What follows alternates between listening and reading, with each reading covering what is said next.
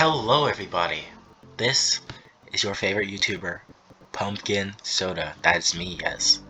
And today, I'm reading a little story that's very near and dear to my heart. A little web novel, slash light novel, whatever you want to call it. But I call it web novel. It's called Shadow Slave. I love the story, and I really wanted to share it to the world, but as I've seen on YouTube, or at least from what I've found, there's like no one reading this story. And it makes me very sad. So, I will be the one to read this story. I will save YouTube from not being blessed by Shadow Slave. Anyways, let's begin. Chapter 1: The Nightmare Begins. A frail-looking young man with pale skin and dark circles under his eyes was sitting on a rusty bench across from the police station. He was cradling a cup of coffee in his hands, not the cheap synthetic type some nuts like him had access to, but the real deal. This cup of plant-based coffee, usually available only to higher-ranked citizens, had cost most of his savings, but on this particular day, Sonny decided to pamper himself. After all, his life was coming to an end. Enjoying the warmth of the luxurious drink, he raised the cup and savored the aroma. Then, tentatively, he took a small sip, and immediately he grimaced. Ah, so bitter! Giving the cup an intense look, Sonny sighed and forced himself to drink some more. Bitter or not, he was determined to get his money's worth. Taste buds be damned. I should have brought a real piece of meat instead. Who knew actual coffee was so disgusting? Well, it's gonna keep me awake at least. He stared into the distance, dozing off, then slapped himself in the face to wake up. Tch, what a rip-off. Shaking his head and cursing, Sonny finished the coffee and stood up. Rich people living in this part of the city were rushing past the small park on their way to work, staring at him with strange expressions. Looking haggard in his cheap clothes and the lack of sleep, unhealthily thin and pale, Sonny was indeed out of his place here. Also, everyone seemed so tall. Watching them with a bit of envy, he tossed the cup into a garbage bin. Guess that's what 3 meals a day would do to you. The cup missed the bin by a wide margin and fell on the ground. Sonny rolled his eyes and holy moly, I can't read this word whenever I try to read it.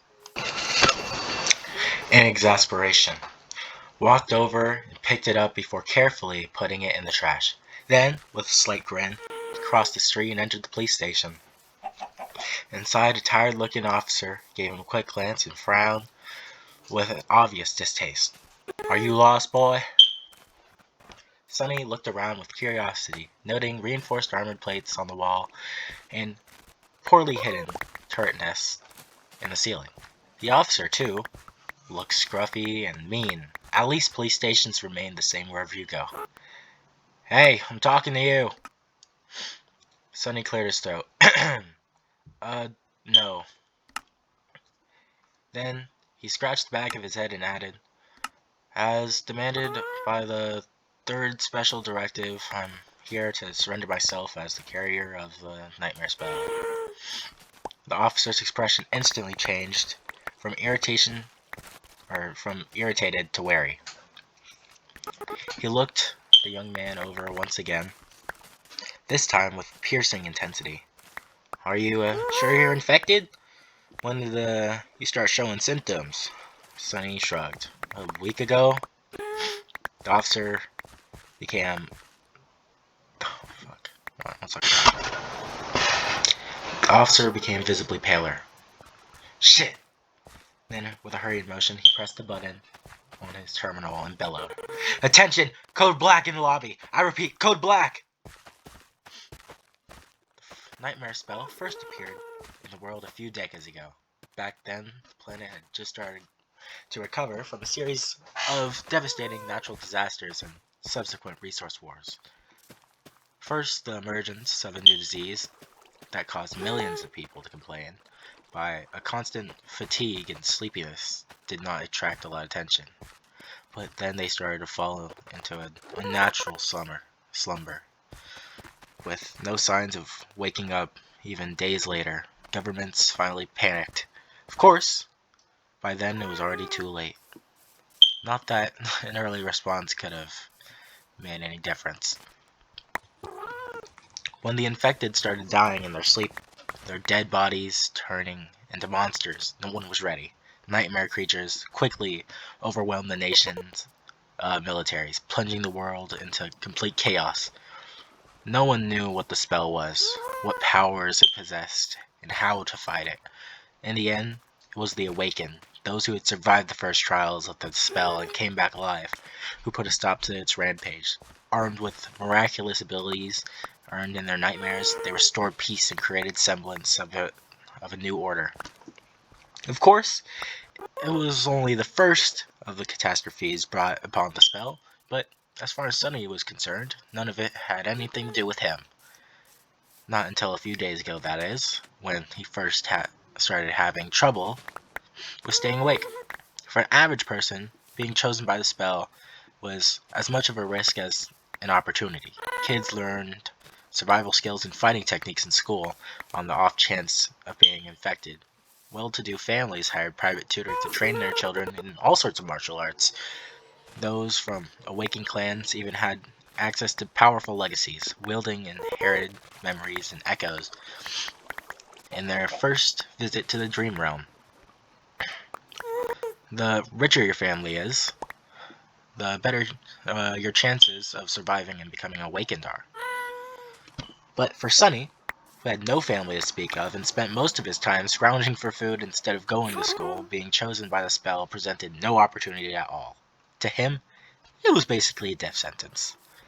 A few minutes later, Sunny was yawning while several policemen were busy putting him in restraints. Soon, he was fastened to a bulky chair that looked like a weird mix of a hospital bed and a torture device. The room they were in was situated in the basement of the police station, with thick armored walls and a formidable-looking vault door.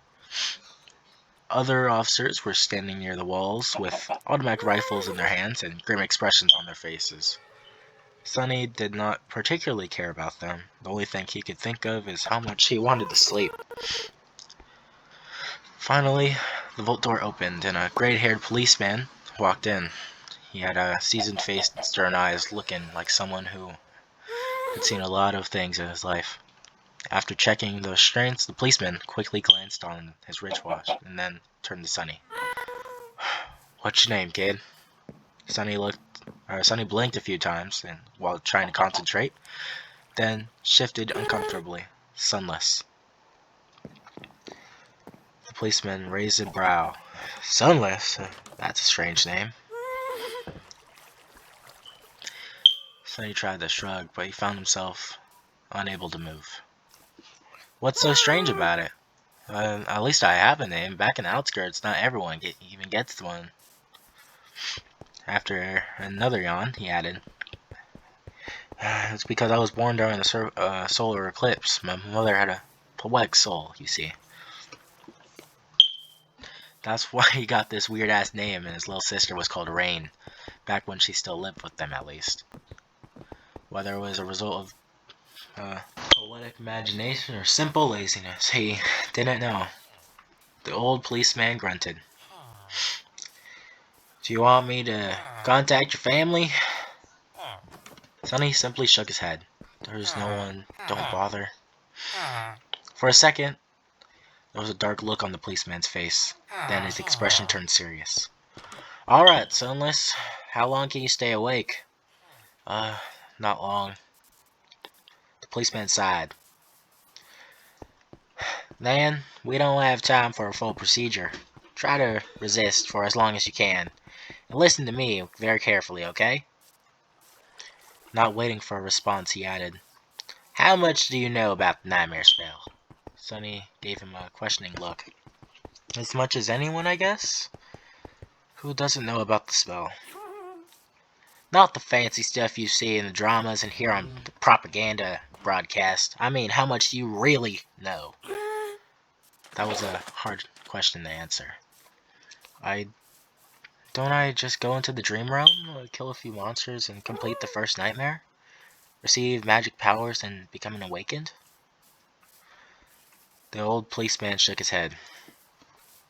Listen carefully. Once you fall asleep, you'll be transported into the first nightmare, into your first nightmare. Nightmares are trials created by the spell. Once inside, you'll meet monsters, sure, but you'll also meet people. Remember, they're not real. They're just illusions, conjured up to test you. How do you know? The policeman just stared at him. I mean, no one understands what the spell is and how it works, right? So, how do you know that they're not real? You might have to kill them, kid. So do yourself a favor and just think about them as illusions. Oh. The old policeman waited for a second, then nodded and continued. A lot of things about the first nightmare depend on luck. Generally, it shouldn't be overwhelmingly hard. In the situation you're in, tools you have at your disposal and the creatures you have to defeat should be within the range of your abilities at least. After all, the spell sets up trials, not executions. You're a bit disadvantaged due to, well, your circumstances, but kids from the outskirts are tough. Don't give up on yourself just yet. Uh-huh. Sonny was getting more and more sleepy. It was becoming hard to follow the conversation. About those magic powers you mentioned. You will indeed receive them if you survive until the end of the nightmare. What those powers will be exactly depends on your natural affinity as well as your or what you do in the trial. But some of it will be at your disposal right from the start. The voice of the old policeman sounded more and more distant. Sonny's eyelids were so heavy that he was struggling to keep his eyes open. Remember, the first thing you must do inside of the nightmare is to check your attributes and your aspect. If you get in the combat-oriented aspect, then something like a swordsman or an archer, things will be easier. If it's reinforced by a physical attribute, that's even better. Combat aspects are the most common, so the probability of receiving one is high. The armored room was growing dimmer. If you're unlucky and your aspect has nothing to do with combat, don't despair. Sorcery and utility aspects are useful in their own ways. You'll just have to be smart about it. There are really no useless aspects. Well, almost. But so just do anything in your power to survive. If you survive, you will be halfway to becoming awakened. But if you die, you'll open a gate to a nightmare creature to appear in the real world, which means my colleagues and I will have to deal with it. So please don't die, Sunless. Already half asleep, Sonny felt a bit touched by the policeman's words. Or at least try not to die right away. The nearest Waken won't be able to get here for a few hours, so we would really appreciate if you don't make us fight that thing ourselves. What? Without last thought, Sonny had finally slipped into a deep slumber. Everything became black. Then, in the darkness, a faintly familiar voice rang. Aspirant! Welcome to the nightmare spell! Prepare for your first trial. Chapter 2. Slave Caravan. Sonny dreamt of a mountain. Jagged and lonesome, it dwarfed the other peaks of the mountain chain, cutting the night sky with its sharp edges. A radiant moon bathed its slope in a ghostly pale light. On one of these slopes, the remnants of an old road stubbornly clung to the rocks. Here and there, weathered paved stones could be seen through the snow. To the right side of the road, a sheer cliff rose as an impregnable wall. To the left, a silent black sea of nothingness indicated endless fall. Strong winds crashed into the mountain over and over again, screaming in a powerless rage. Suddenly, the moon fell over the horizon. The sun rose from the west, streaked across the sky, and disappeared in the east. Snowflakes jumped from the ground and returned into the embrace of clouds. Sunny realized that he was seeing the flow of time in reverse. In an instant, hundreds of years flew by. Snow retreated, barring the old road. Cold shivers rained down Sunny's back as he noticed human bones littering the ground. A moment later, the bones were gone, and in their place, a slave caravan appeared. Moving upwards, or moving back down to the mountain, the clamor of chains. Time slowed, stopped, and then resumed its usual pace. Aspirin, welcome to the nightmare spell. Prepare for your first trial. But what the hell was this? Step, another step. A dull ache was irradiating through Sunny's bleeding feet as he shivered from cold. His threadbare tunic was nearly useless against the biting wind. His wrists were the only main source of agony. Badly hurt from the iron chains, they sent sharp pang of pain every time the freezing metal touched his broken skin. What kind of situation is this? Sunny looked up and down, noticing a long chain winded up the road with dozens and dozens of hollow-eyed people, slaves just like him, shackled to it at small intervals. Ahead of him, a man with broad shoulders and a bloodied back was walking with a measured gait. Behind him, a shifty-looking guy with quick and desperate eyes was quietly cursing under his breath in a language that Sunny didn't know, but somehow still understood. From time to time, armed horsemen in ancient-style armor would pass by, giving the slaves menacing looks. However you judge it, things were really bad. Sunny was more bewildered than panicked.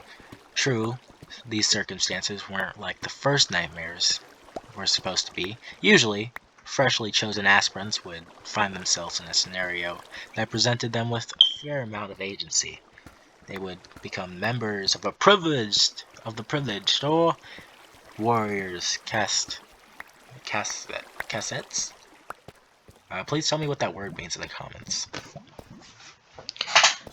With plenty of access to necessary weapons to at least try to tackle any conflict. Starting out as a powerless slave shackled and already half dead was far from ideal as one can imagine. However, the spell was about as much challenging as it was about balance. As the old policeman said, it created trials, not executions. So Sunny was pretty sure that to counter this abysmal start, it would reward him with something good. A powerful aspect, at least? See, how do I do this? Remembering popular webtoons he read as a child, Sunny concentrated and thought about words like status, myself, and information. Indeed, as soon as he focused, shimmering runes appeared in the air in front of him. Once again, although he did not know this ancient alphabet, the meaning behind it was somehow clear. He quickly found the runes describing his aspect, and finally he lost his composure. What? What the actual fuck? Name, Sunless. True name, Rank, Aspirant. Soul Core, Dormant. Memories, Echoes. Attributes, Faded. Mark of Divinity, Child of Shadows. Aspect, Temple Slave. Aspect description. Slave is a useless wretch with no skills or abilities worth a mention. A temple slave is just the same, except much rarer. Speechless, Sunny stared at the ruins, trying to convince himself he was maybe just things. Surely he couldn't be that unlucky, right? No useless aspects, my ass. As soon as this thought appeared in his mind, he lost rhythm and of his steps, and he stumbled, pulling the chain down with his weight. Immediately, the shifty guy behind him screamed, "Hort, you little shit, I'm gonna kill you!" The broad-shouldered man in front of Sonny chuckled without turning his head. Why bother? The weakling will be dead by sunrise anyways. The mountain will kill him. A few seconds later, he added, "It'll kill you and me too, just a bit later. I really don't know what Imperials were thinking forcing us into this cold." The shifty guy gasped, "Speak of yourself, fool! I'm planning to survive!" Sonny silently shook his head and concentrated on not falling again.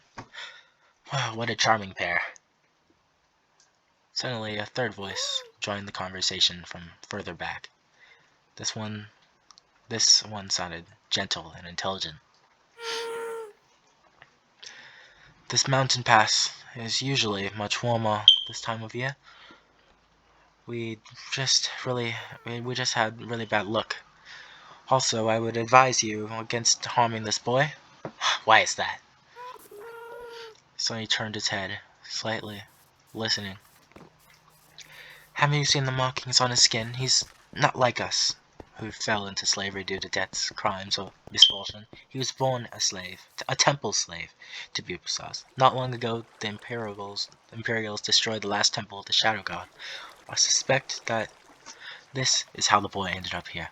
The broad and shouldered man cast his look back. "So what? Why would we be afraid of a half-forgotten weakling god, who couldn't even save his own temples? The Empire is protected by the mighty war god. Of course they're not going to be afraid to burn down a few temples. But we here are not protected by anything or anyone. Do you really want to risk angering a god?" The broad and shouldered man grunted, not willing to answer. Their conversation was stopped by a young soldier riding a beautiful white horse clad in simple leather cuirass, armed with a spear and short sword. He looked dignified and noble. To Sonny's irritation, the asshole was really pretty too.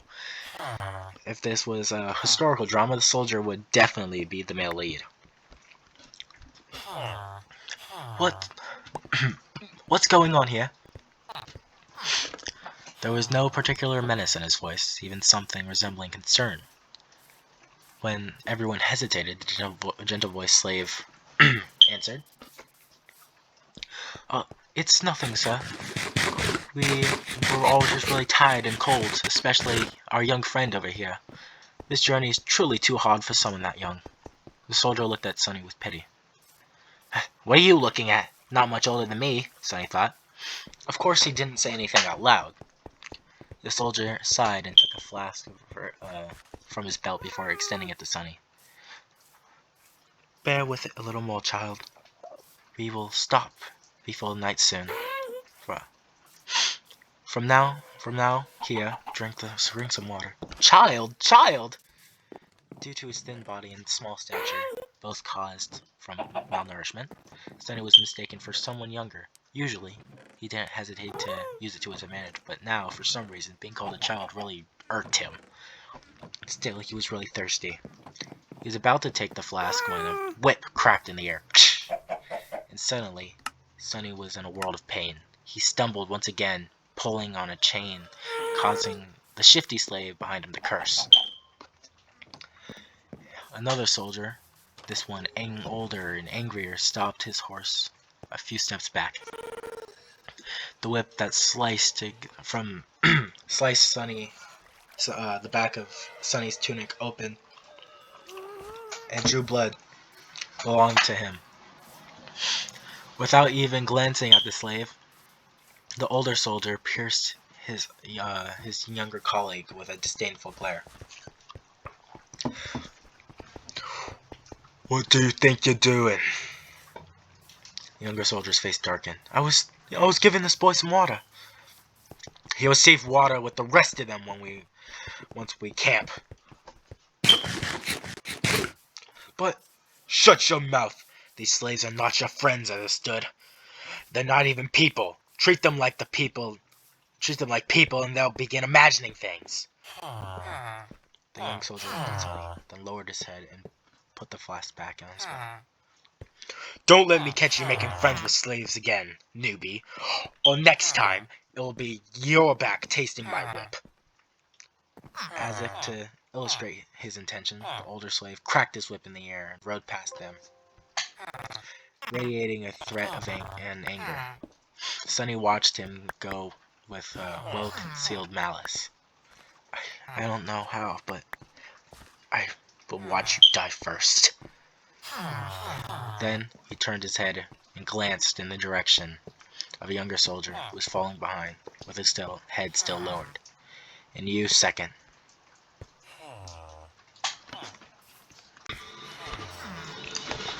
Chapter 3. The Strings of Fate. For a few minutes after that, Sonny was in a dark mood. Then, he pulled himself out of that and inhaled deeply, trying to enjoy the fresh air. Indeed, air like that was hard to come by in the real world. Microdust and other pollutants made it rough and unpleasant, not to mention the general stench of the outskirts.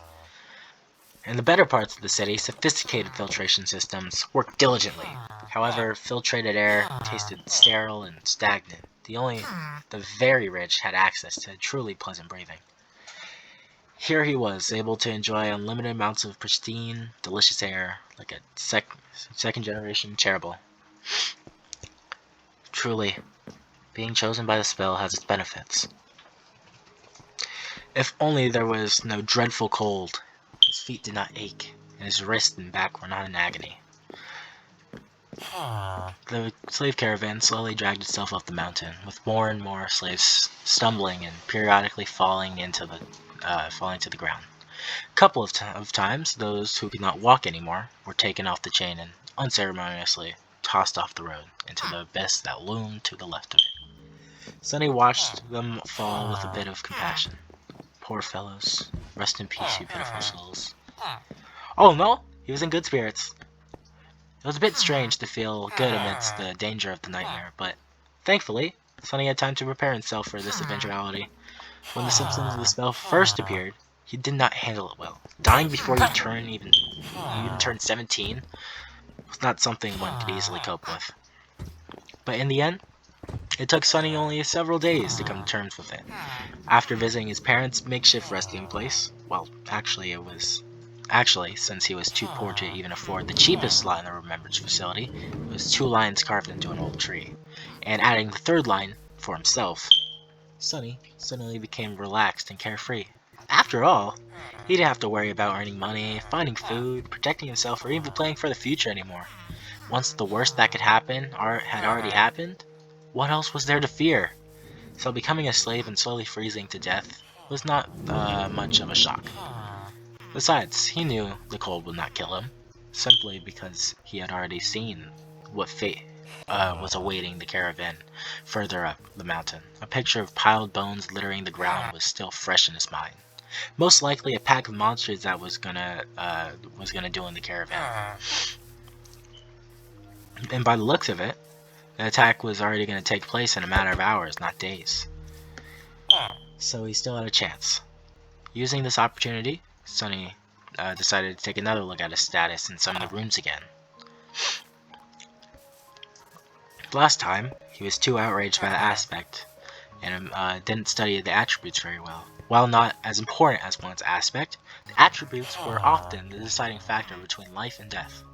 They represented one's natural traits and affinities, sometimes even providing passive abilities and effects. Fated. Attribute description. The strings of fate wrap tightly around you. Unlikely events, both good and bad, are drawn to your presence. There are those who are blessed, and there are those who are cursed, but rarely both. Mark of Divinity. Attribute description. You bear the faint scent of divinity, though someone briefly touched by it once, a long time ago. Child of Shadows. Attribute ability. Or attribute description. Blah blah blah, because I can read. The Shadows recognize you as one of their own. Interesting. Sonny quickly recognized the first attribute, Faded, as the main culprit of his predicament. At first glance, it seemed to indicate that he was destined for a certain fate, to die miserably and vanish without a trace, for example. But after reading the description, he realized that being fated actually just meant that probable things had a higher chance of occurring when he was around. I guess this is how I managed to receive one of those super rare useless aspects, and a weird variant of it at that. If Fated was his innate attribute, then the two others, the other two, came from the Temple Slave aspect. Mark of Divinity was more or less straightforward. It was supposed to allow passage into certain sacred places inside the Dream Realm and enhance several types of sorcery. Since there are no sacred places in sight, and Sunny's aspect had nothing to do with sorcery, it was useless too. The Child of Shadows was a stranger one. He had never heard of it, and had no idea what it was supposed to do. At least not until the sun hid behind the mountain, and the sky began to darken. To his surprise, Sunny found himself able to see him perfectly in the darkness, as though it was still as bright as day. This ability alone was nothing to scoff at, but it was quite possible that Shadows would reward him with some other, yet unknown gifts. Finally, something good. I wonder if... Stop the caravan! Prepare to camp! Following the head soldier's orders, the slaves stopped and fell to the ground, shivering and exhausted. The small clearing where the road widened was somewhat protected from the wind by protruding mass of rock. It was still too cold to rest with ease, but soldiers got busy herding the slaves into a tight circle, forcing them to share warmth. Lighting up the large bonfire in the center of the camp, although not before tending to their horses. The heavy wagon was carrying food, water, and other cargo, which the main chain was firmly affixed. He was pushed forward to block the wind. While looking around, Sunny noticed a young soldier from before watching the mountain, with a complicated look on his face. What a weirdo. Soon the bonfire was blazing. The other slaves, the stronger slaves, tried to find their way closer to the fire, while the weaker ones, like Sunny, were forced to sit at the outer end of the circle, with their backs freezing in the cold. Of course, any movement was encumbered by the fact that they were still shackled to the chain. That's why the familiar broad and shouldered slave ended up just where he started, despite all of his efforts to get closer to the flame. Damn Imperials, he hissed, clearly irritated. The soldiers walked among the slaves, giving them food and water. Sunny, just like everybody else, received a few sips of icy water and a piece of rock-hard, moldy bread. Despite its unappetizing look, he forced himself to eat the whole thing, just to be left as hungry as he was before. By the looks of it, he wasn't the only one. The shifty slave that had been walking behind him looked around in anguish. By all the gods, they used to feed me even better in the dungeons! He spat on the ground, desperate. And most of us innocent men in the dungeon were waiting to visit the gallows too. A few steps away from them, where the paved road ended and sharp rocks began, a scattering of bright red berries were growing from the snow. Sunny had noticed them before, clustering here and there from along the road.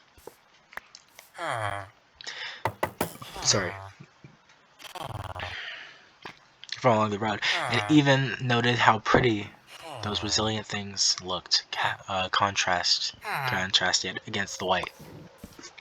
The shifty slave's eyes glistened as he tried to crawl towards the berries on all fours.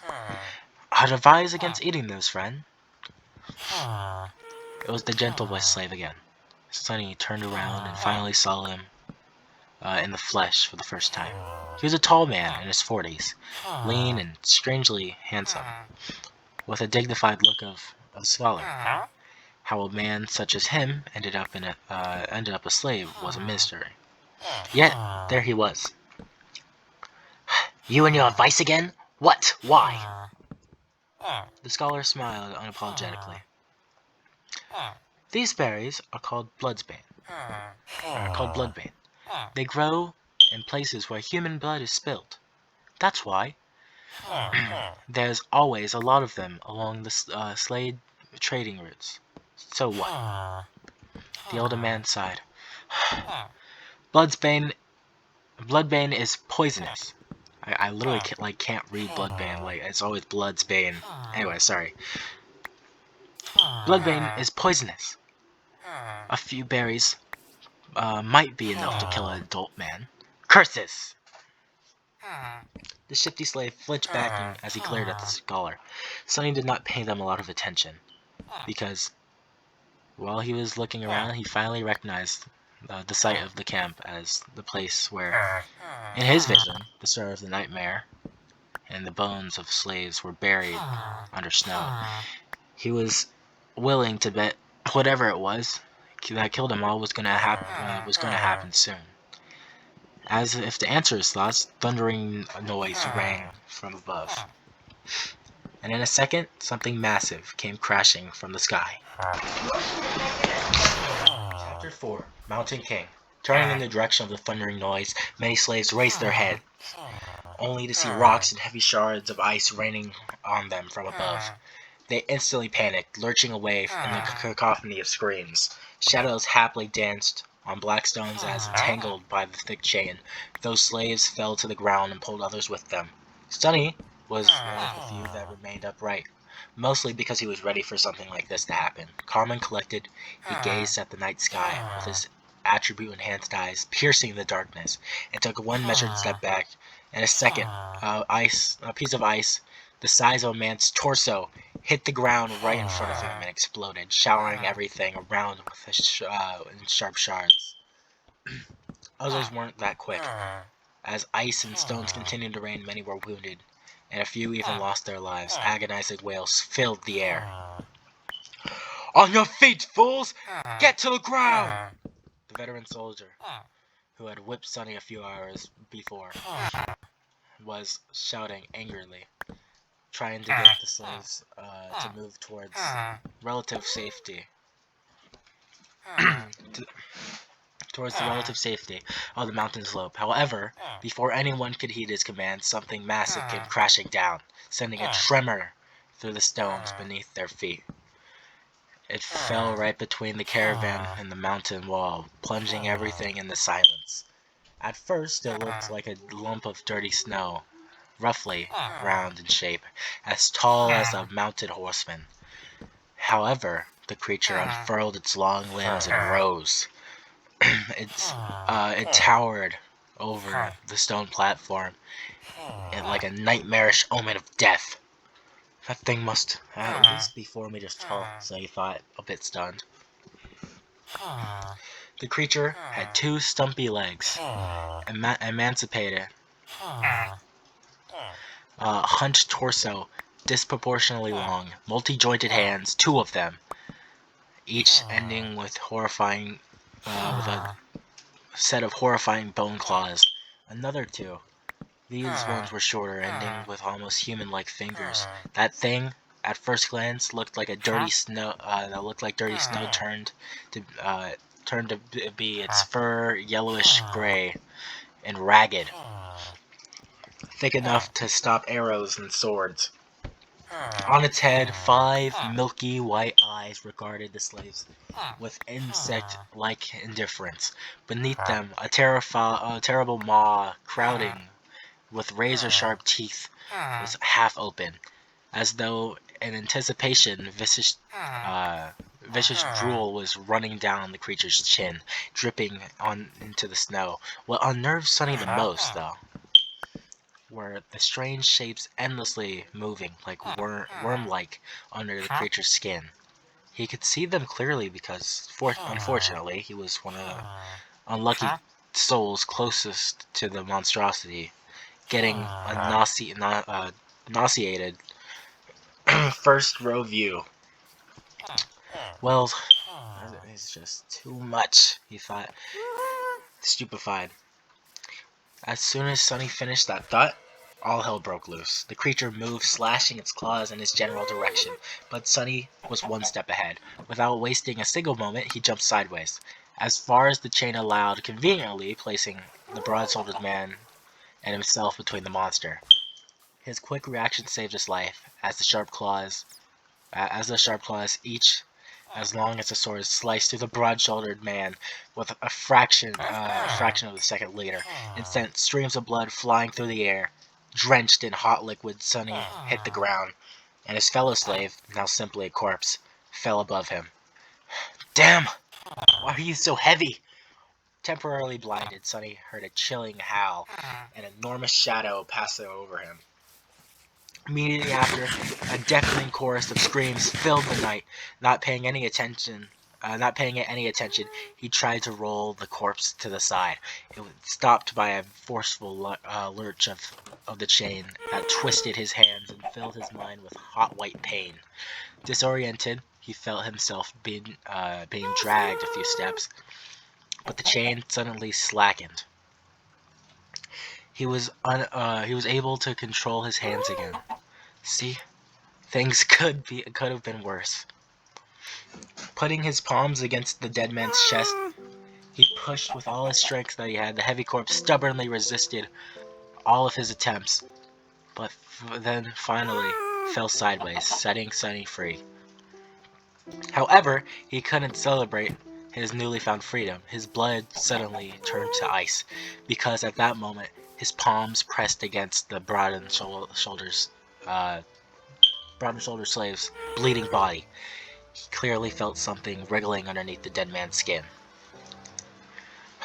You just had to think about how things could get worse, didn't you? Right. You idiot, he thought, and then flinched back. Pushing the corpse with his legs, Sunny crawled as far away as he could, which was about 1.5 meters, thanks to the ever-present chain. He quickly glanced around, noticing a mass of dancing shadows and the silhouette of a monster rampaging amidst the screaming slaves. On the opposite end of the stone platform, he concentrated on the dead body, which was starting to convulse with a growing violence. On the opposite side of the corpse, the shifty slave was looking at it with a slackened jaw and horrified expression on his face. Sunny waved to get his attention. What are you staring at? Move away from it!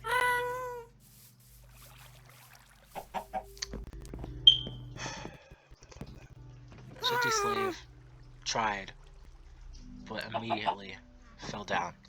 The chain was twisted between the three of them, pinned down under the broad-shouldered man's weight.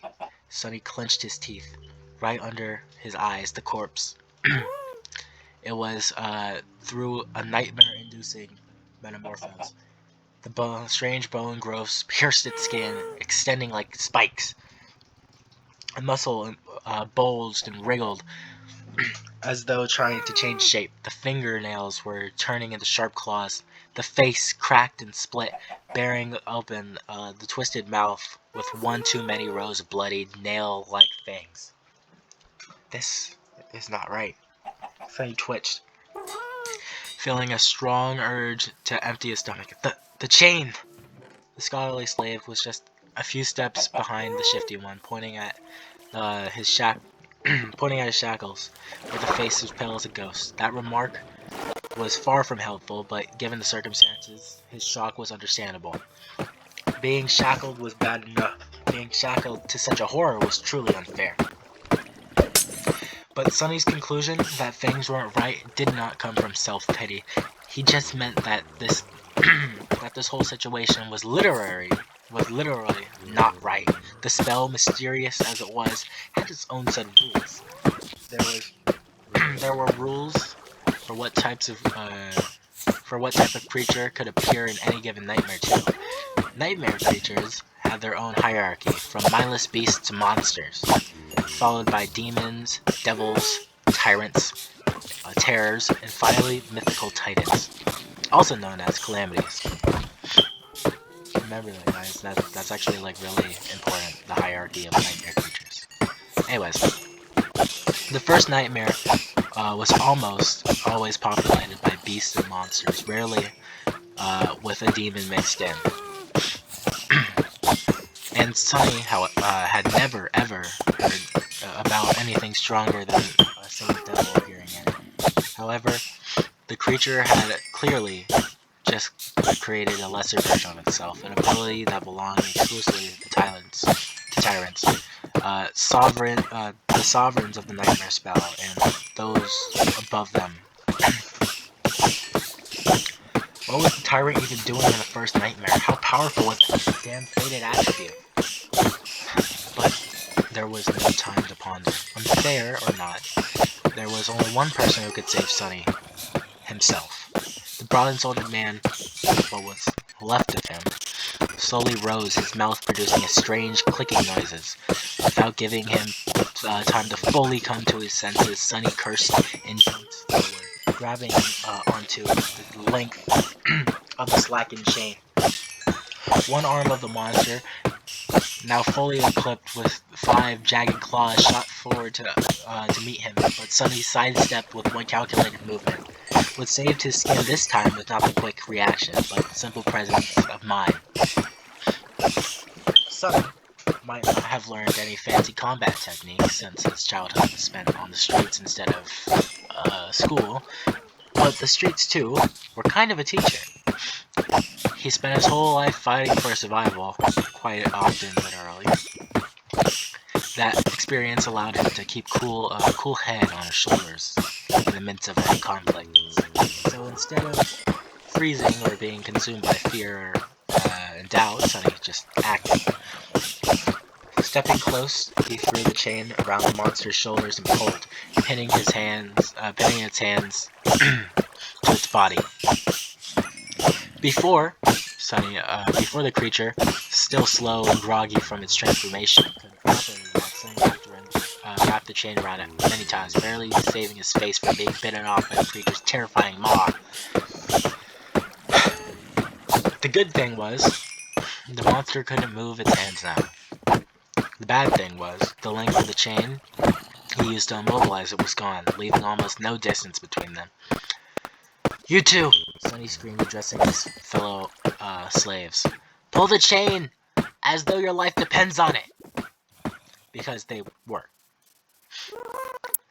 The shifty slave and scholar gaped at him, then, understanding what he was thinking, started to move. Grabbing the chain from the opposite directions, they pulled as hard as they could, tightening its grip on the monster and not letting it shake loose. Great, Sunny thought. The monster bulged its muscles, trying to break free. The chain creaked and caught on the bone spikes as though slowly breaking apart. Not so great. Without wasting any more time, he threw his hands in the air and caught the creature's neck with a short, thinner chain connecting the shackles together. He circled the monster with a quick step and pulled, ending up back to back with it, as far away from its maw as he could. Sunny knew that he wasn't strong enough to strangle a man with his bare hands, let alone a weird, terrifying mutant like the one trying to eat him. But now, using his own back as a lever and the weight of his whole body to pull the shackles down, he at least stood a chance. Chapter 6: Confronting the Tyrant. Sunny was off to face against a nightmare creature. Not any nightmare creature at that, but one of the 5th category. A dreaded, fearsome tyrant. The odds of survival were so low that anyone would have laughed in his face if he were ever to suggest attempting to fight it. if they weren't awakened 2 or 3 ranks above the creature, of course, which Sunny certainly wasn't. And yet he had to deal with this Mountain King somehow to avoid an even more miserable death. A ridiculous degree to which the odds were stacked against him from the very beginning of this delayed execution had gotten old a long time ago. So he didn't have any more energy to think about it. What was there to fear after all? He was already good as dead, so it wasn't like he was gonna get any deader. So why worry? On the other side of the bonfire, things were turning from bad to worse.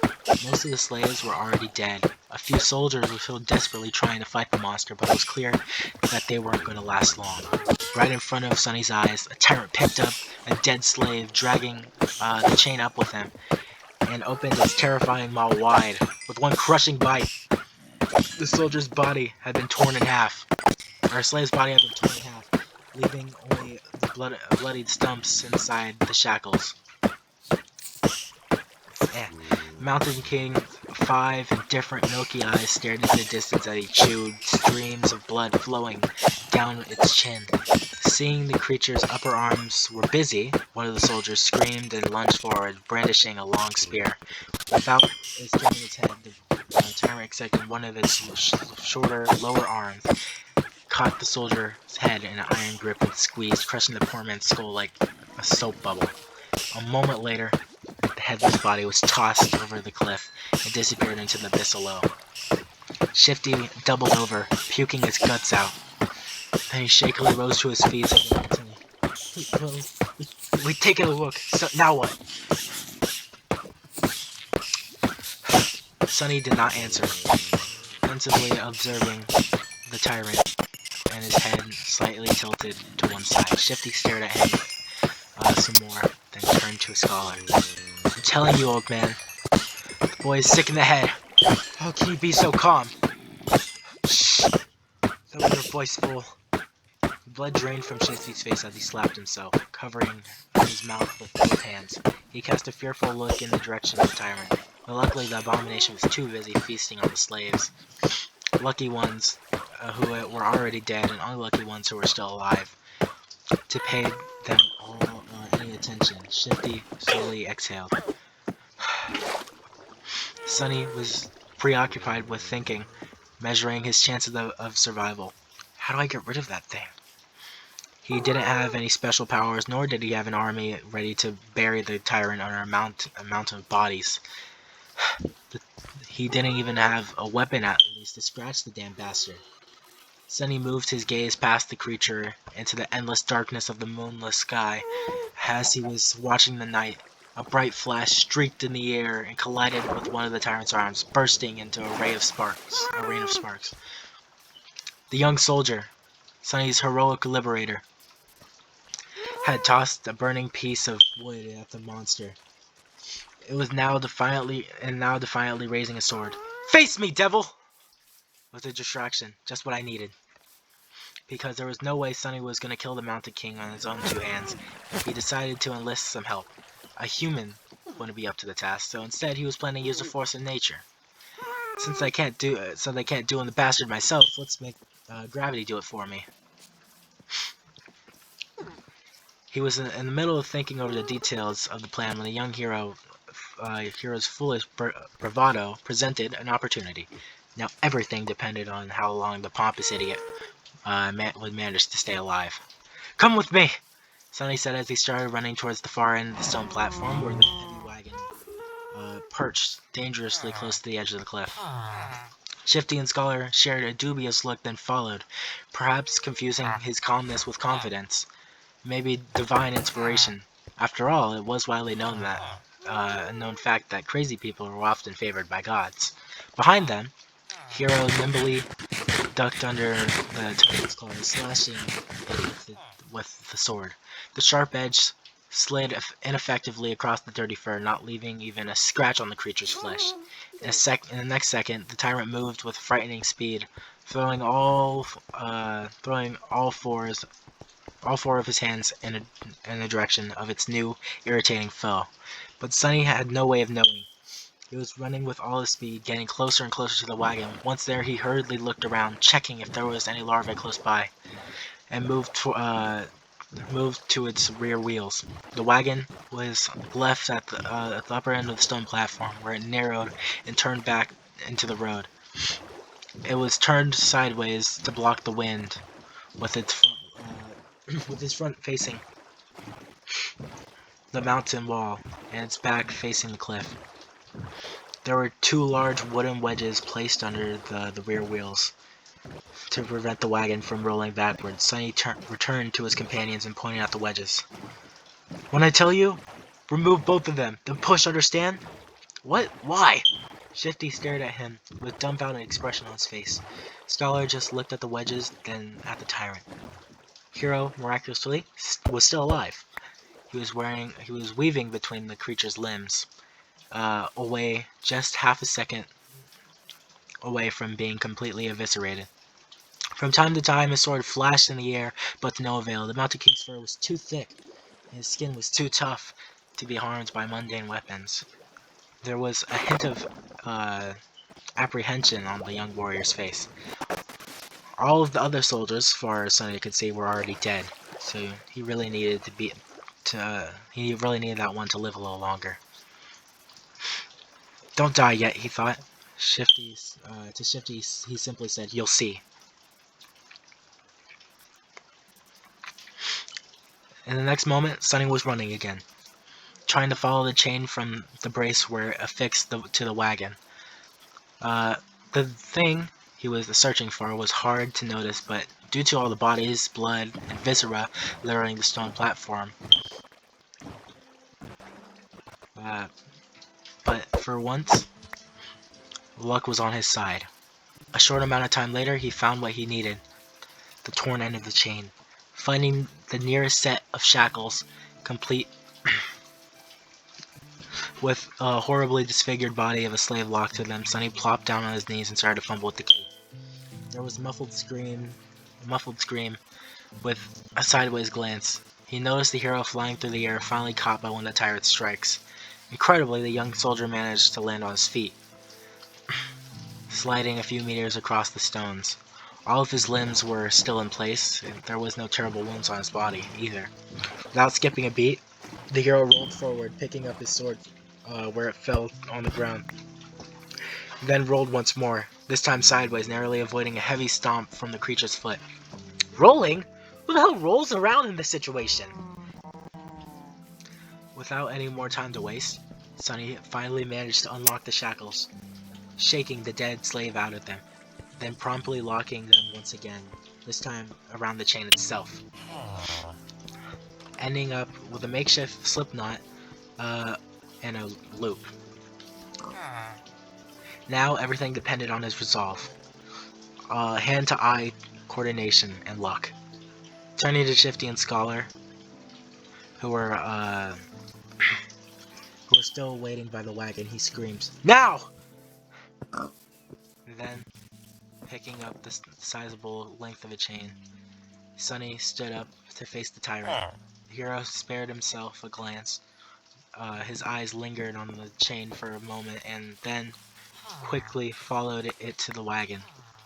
Then, without showing a hint of emotion, the young warrior doubled his efforts, drawing the creature's attention away from Sonny.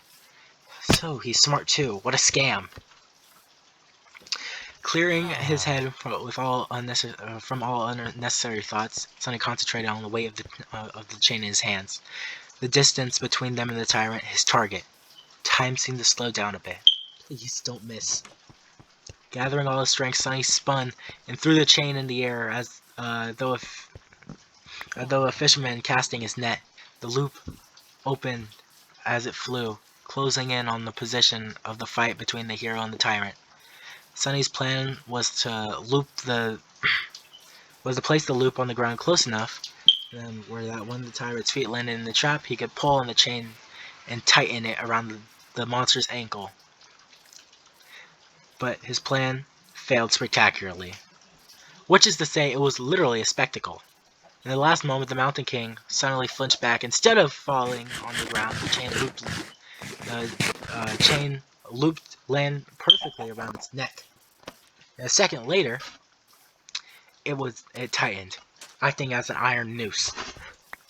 Suddenly froze for a moment, not believing his eyes, then clenched his fist, holding himself back from triumphantly shaking them in the air. Yes! He screamed inwardly. A few moments later, the wagon would roll off the cliff, pulling the tyrant down with it. Sonny looked back to make sure, and instantly turned even paler than he usually was. Shifty and Scully did manage to remove the wedges from under the wagon, but the wheels were now desperately pushing it to the edge of the road. Yeah. However, the wagon was rolling slowly, very slowly, much slower than Sonny anticipated. He turned to the tyrant, panicking. The creature, surprised by the sudden weight pressing down on its neck, was already raising its hand to tear the chain apart. Sonny's eyes widened. The next second, the hero crashed into one of the tyrant's legs, throwing it off balance, buying them some time. Sonny was already running to the wagon, cursing loudly in his mind. Reaching it, he threw himself onto the damp wood alongside Shifty and Scholar, pushing with all the strength left in his rather small and terribly beaten, enormously exhausted body. Roll, you creaky piece of shit! The wagon sped up a little, but there was still a rather slow. It was still rather slow in reaching the cliff's edge. At the same time, the tyrant finally managed to get a hold of the chain tied around its neck, ready to free itself. Now, whether they lived or not was a question of which thing would happen first.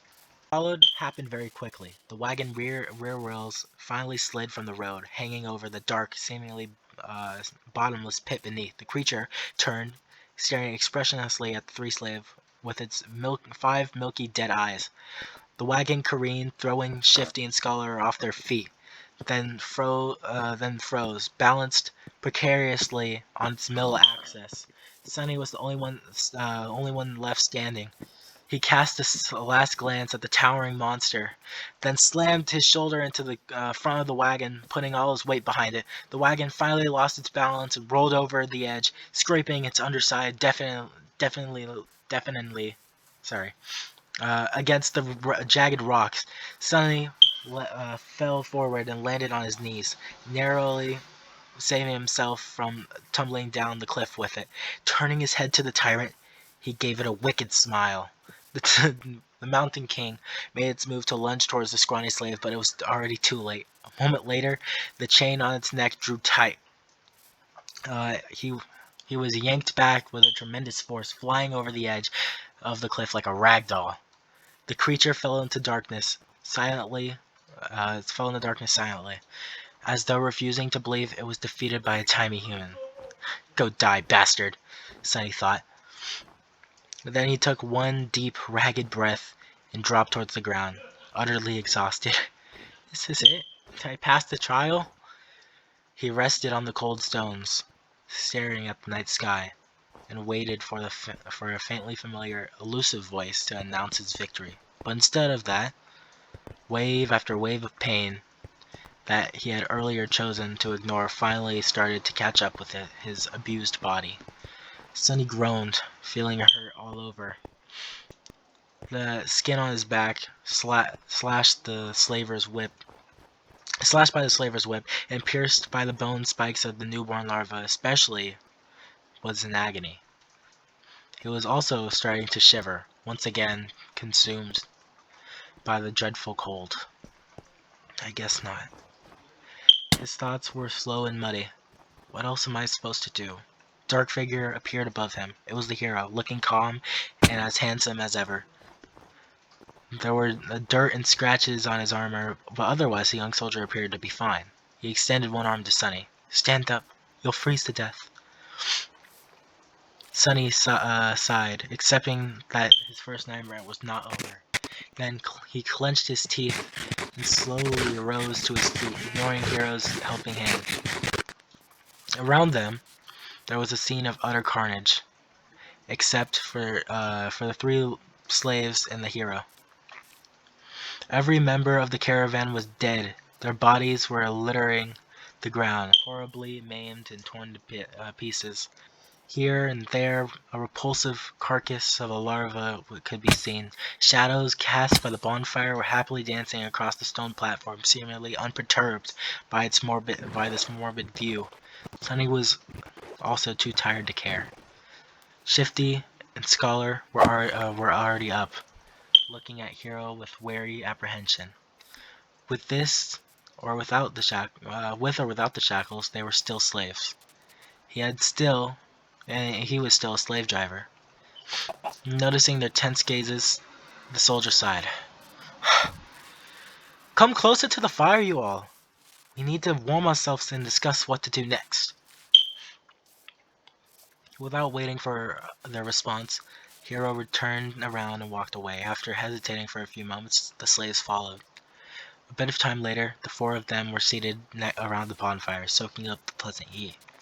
Shifty and Scholar were close to each other, maintaining a safe distance from Hero. Sunny sat apart from everyone, not because he had a specific reason to distrust one more than the others, but simply because he didn't like people in general.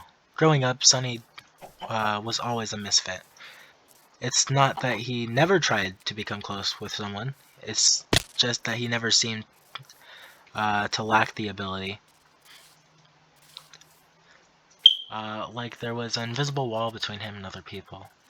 If he had to put it in words, Sunny would say that he was born without a small but important gear in his brain that everyone else seemed to possess. As a result, he was often baffled and stumped by human behavior, and its attempts to imitate it, however diligent, inevitably fell flat. This strangeness made the others uncomfortable. In short, he was a bit different, and if there was one thing that people hated, it was those different from them.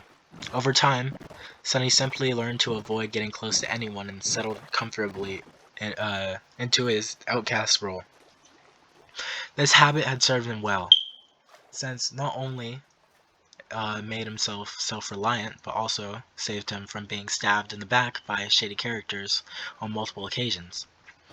That's why he was not thrilled to share the rest of this nightmare with three strangers. Instead of trying to start a conversation, Sunny sat quietly by himself, lost in thoughts. After a few minutes, the hero's voice finally broke the silence. Once the sun rises, we'll gather food wherever food and water we can, and go back down the hill. Shifty gave him a defiant look. Why should we go back? To be put in chains again? The young soldier sighed. We can go our separate ways once we leave this mountain. Until then, I'm still responsible for your lives. We cannot continue up the road since the way over the mountain pass is long and arduous. Without the supplies that were stored on the wagon, your chances of making it were not high. That is why going back is our best hope. Scholar opened his mouth, planning to say something, but then thought better of it and remained silent. Shifty cursed, seeming convinced by the hero's rational words. We can't go down. The three of them turned to Sunny, surprised to hear his voice. Shifty barked a laugh and glanced at the soldier. Don't listen to him, your lordship. The boy, touched by the gods. He's crazy. Is what I'm trying to say. The hero frowned, looking at the slaves. The two of you are only alive thanks to this child's bravery. Aren't you ashamed to badmouth him so? Shifty shrugged, showing that he wasn't ashamed at all. The young soldier shook his head. I, for one, would like to hear his reasoning. Tell me, why can't we go down? Sunny shifted uncomfortably in the center of everyone's attention. Because the monster isn't dead. Chapter 8. Nothing at all. Because the monster isn't dead. These ominous words hung in the silence. Three pairs of eyes widened, staring right at Sunny. Why do you say that? After thinking about it, Sunny came to the conclusion that the tyrant was indeed still alive. His reasoning was pretty straightforward. He did not hear the spell congratulate him on slaying the creature after it fell off the cliff, which meant that it was not slain. But he could not explain this to his companions. He pointed up. The creature jumped off an incredible height to land on this platform, and yet was not harmed at all. Why would it be killed by falling off the platform? Neither the hero nor the slaves could find a flaw in his argument. Sunny continued, which meant that it was still alive somewhere down the mountain. So by going back, we'll be delivering ourselves into its maw. Shifty cursed loudly and crawled closer to the bonfire, staring into the darkness, with terror in his eyes. The scholar rubbed his temples, mumbling, "Of course, why didn't I realize myself?" The hero, the most stoic of the three, after thinking it over, he nodded. "Then we must go over the mountain pass. But that is not all." He glanced in the direction where the tyrant had fallen. "If the monster is still alive, there's a high possibility that it will return here and then pursue us, which means time is of the essence. We need to move as soon as the sun rises." He gestured to the torn bodies littering the platform. "We cannot allow ourselves to rest the whole night anymore. We need to gather supplies now. If there was a chance, I would have liked to give these people at least a humble burial after gathering all that we need from them, but alas, fate has decided otherwise." Hero rose to his feet and brandished a sharp knife. Shifty tensed up and watched the blade carefully, but then relaxed, seeing the young soldier showed no sign of aggression. "Food, water, warm clothes, firewood. That is what we need to find. Let us split up and accomplish one task each." Then he pointed to himself with the tip of the knife. "I will carve the oxen carcasses and get us some meat." Scholar looked around the stone platform, most of it drowning deep in the shadows, and grimaced. "I'll look for the firewood." Shifty glanced left and right with a strange gleam in his eyes. "And I'll go find us something warm to eat." Sunny, the last one left, the hero gave him a long look. "Most of our water is stored in the wagon. Well, it was stored on the wagon. But each of my fallen brothers was carrying a flagon. Gather as many as you could find." Sometime later, far enough from the bonfire where to be hidden in the shadows, Sunny was looking for dead soldiers, with a half a dozen flagons already weighing him down. Shivering in the cold, he finally stumbled on the last broken body clad in leather armor. It was the old veteran, the one who had whipped him for trying to accept the hero's flask, was badly injured and dying, but miraculously still clinging to life. Horrible wounds were covering his chest and stomach, and he was clearly in a lot of pain. His time was running out. Sunny knelt beside the dying soldier and looked at him, searching the man's flagon. What irony, he thought.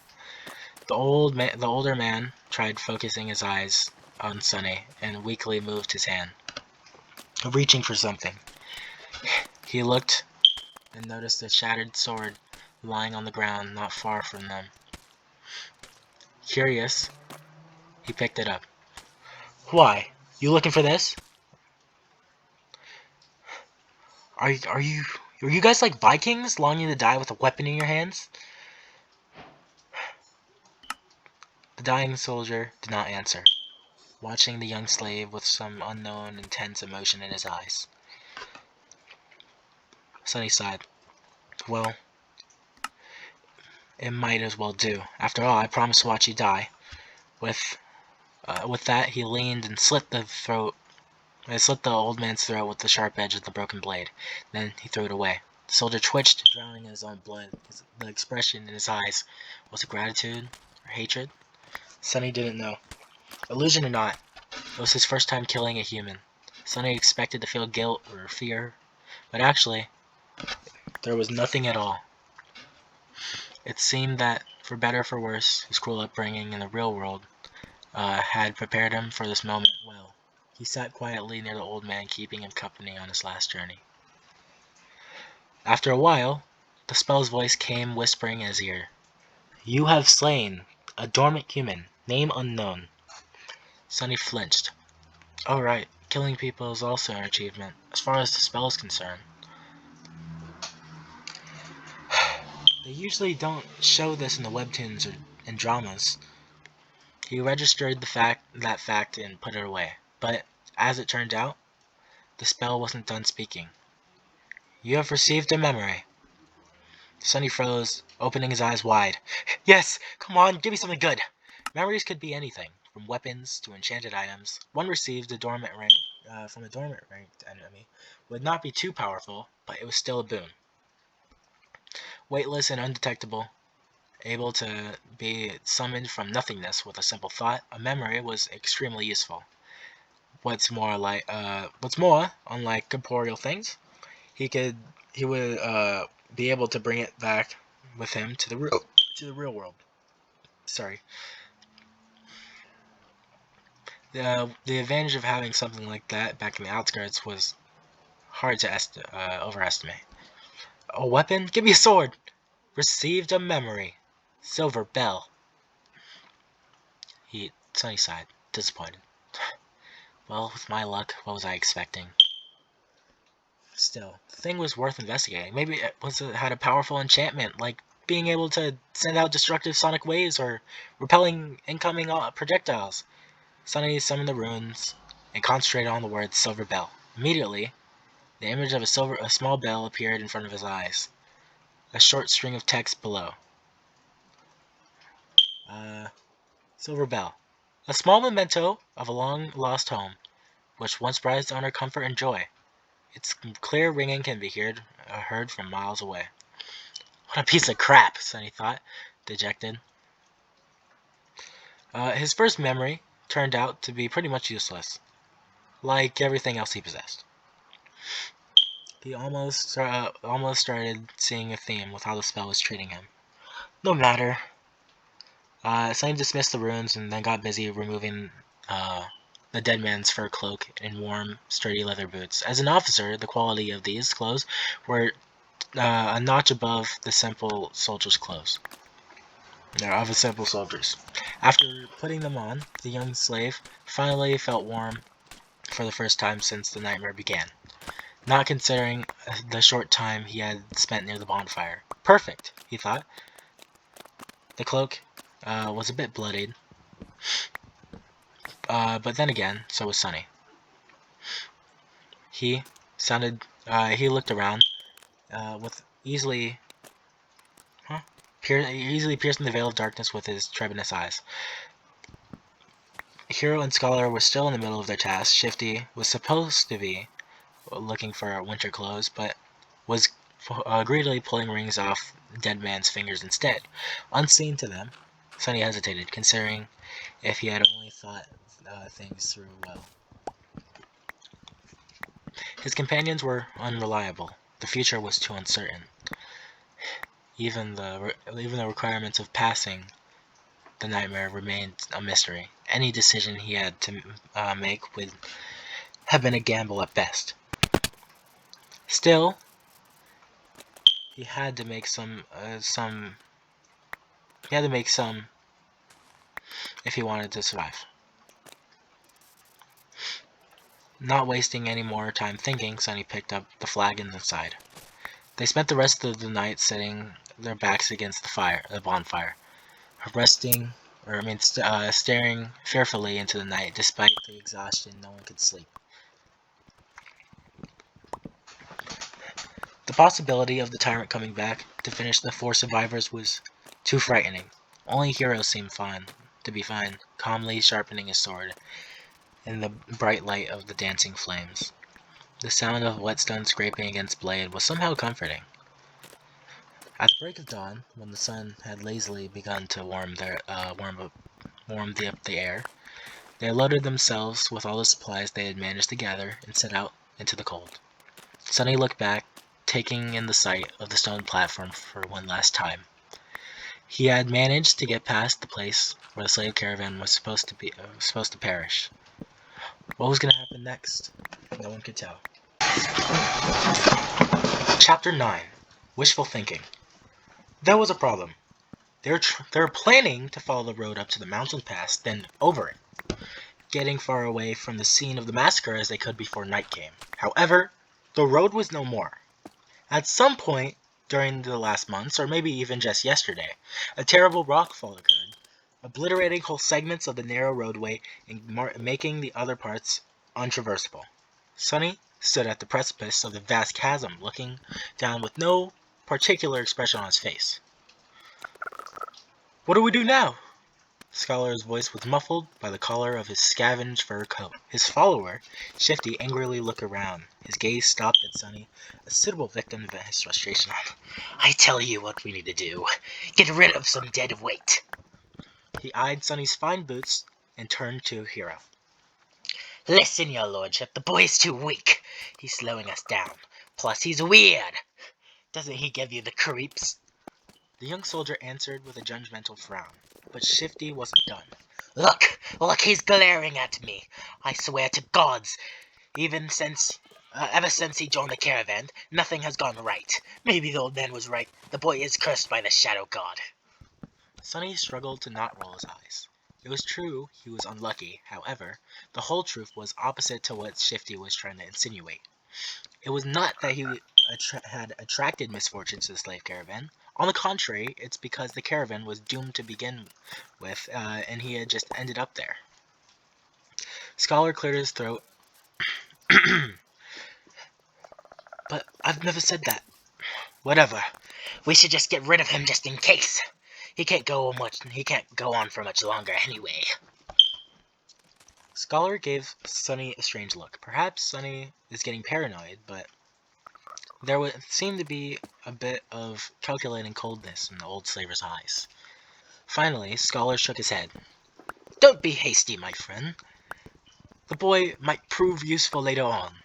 But," Hero finally spoke, putting an end to their quarrel,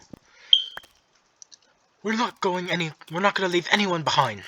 As how much longer he'll be able to endure, just worry about yourself." Shifty clenched his teeth, but then just waved a hand. "Fine. So what do we do then?" The four of them looked at the broken road, then down the mountain, the slope of the mountain, and finally up. There's a sheer cliff wall was broken apart by falling rocks. After a bit of silence, Scholar finally spoke. "Actually, in the old days, there used to be a path leading to the peak of the mountain. It was sometimes used by pilgrims.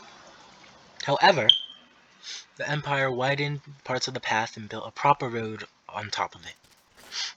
Now, leading the mountain pass instead of the peak, leading them to the mountain path instead of the peak, of course." He looked up. "The remnants of the original path should still be somewhere above us. If we reach it, we should be able to find a way back to the undamaged section of the road." Everyone followed his gaze, shifting uncomfortably at the prospect of climbing the treacherous slope, except for Hero, of course, who remained as calm as a saint. Due to the rockfall, the slope wasn't very vertical. It wasn't an almost vertical wall anymore. But the incline was still pretty sharp. Shifty was the first one to speak. "Climb? Are you insane?" Scholar helplessly shrugged. "Do you have a better idea?" No one did. After a bit of preparation, they began the ascent. Shifty and Scholar suddenly carried the weapons they picked up off the dead soldiers' bodies. But Sonny, with some regret, decided to leave his newfound short sword behind.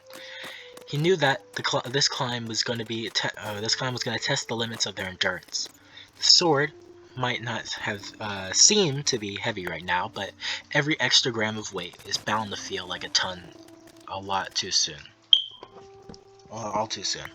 As the weakest member of the group, he's already struggling to keep up, so there wasn't a lot of choice. Shredding a few kilograms of iron was the right thing to do. Walking up the mountain road, with the weight of supplies on his shoulder was already hard enough, but climbing up the mountain itself turned out to be pure torture. Just a half hour later, it felt like his muscles were going to melt, with his lungs already on the verge of imploding. Clenching his teeth, Sonny continued to move forward and up. He had to constantly remind himself to watch his footing. footing too. On this unstable, icy slope, one misstep was enough to send a man tumbling to his death. Just think about something pleasant, he thought. But what happy thoughts could he summon? Failing to come up with something else, Sonny began to imagine what reward he was going to receive at the end of the trial. The first boon of the first nightmare was the most important thing given to awakened by the spell. Sure, later trials could provide them with some more abilities and vastly improve their power, but it was the first one that determined the role that an awakened would be able to play, how great their potential would be, what price they would have to pay, not to mention giving them necessary tools to survive and grow in the dream realm. The main benefit of the first nightmare's boon was simple, yet possibly the most important. After completing the trial, aspirants were bestowed the ability to receive and interact with soul cores. Soul cores were the basis of one's rank and power. The stronger your core was, the greater your might would grow.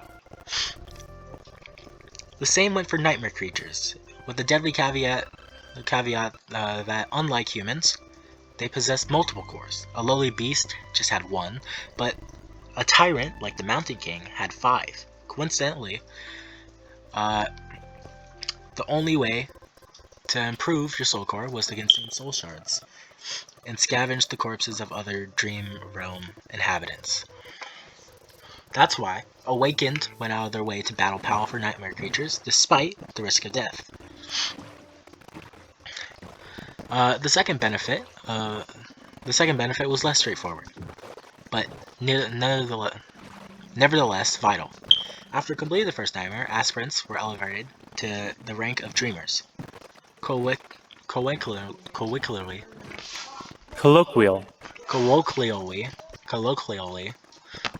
sorry, known as sleepers, and gained access to the dream realm itself. They would enter it on the first winter solstice after passing the trial and remain there until the exit was found, thus becoming fully awakened. That time between finishing the first nightmare and entering the dream realm was very important. It was the last chance to train and prepare yourself a person would receive.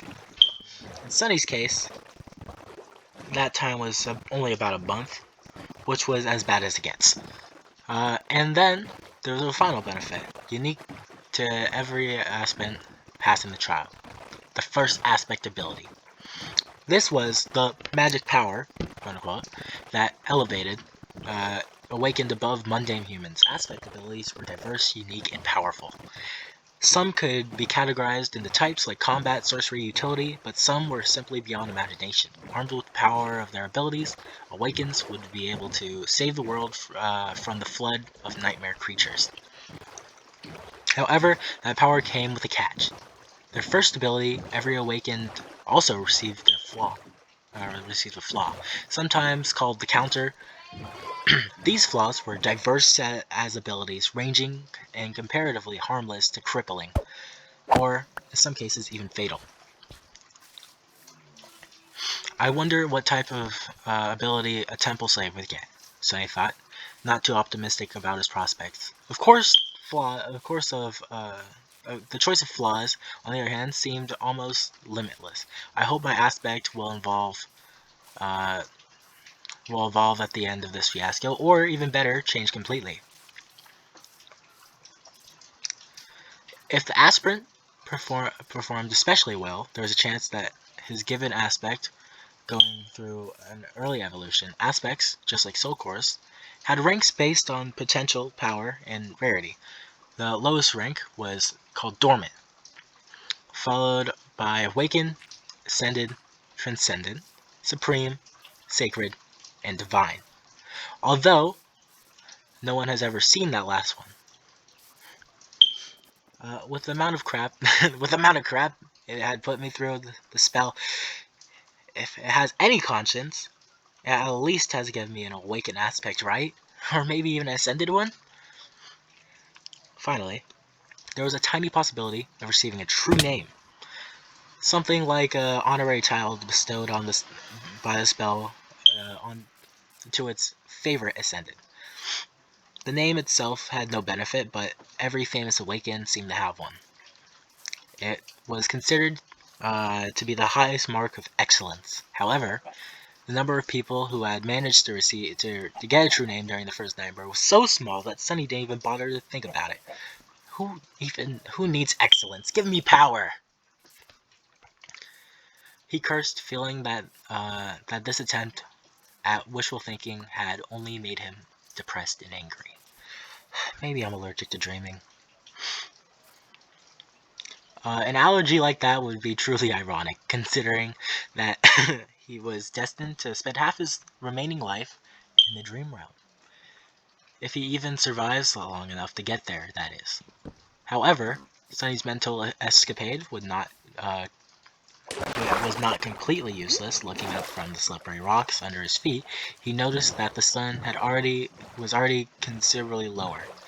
Come to think of it, the air also seemed much colder. At least it helped me pass the time, Sunny thought.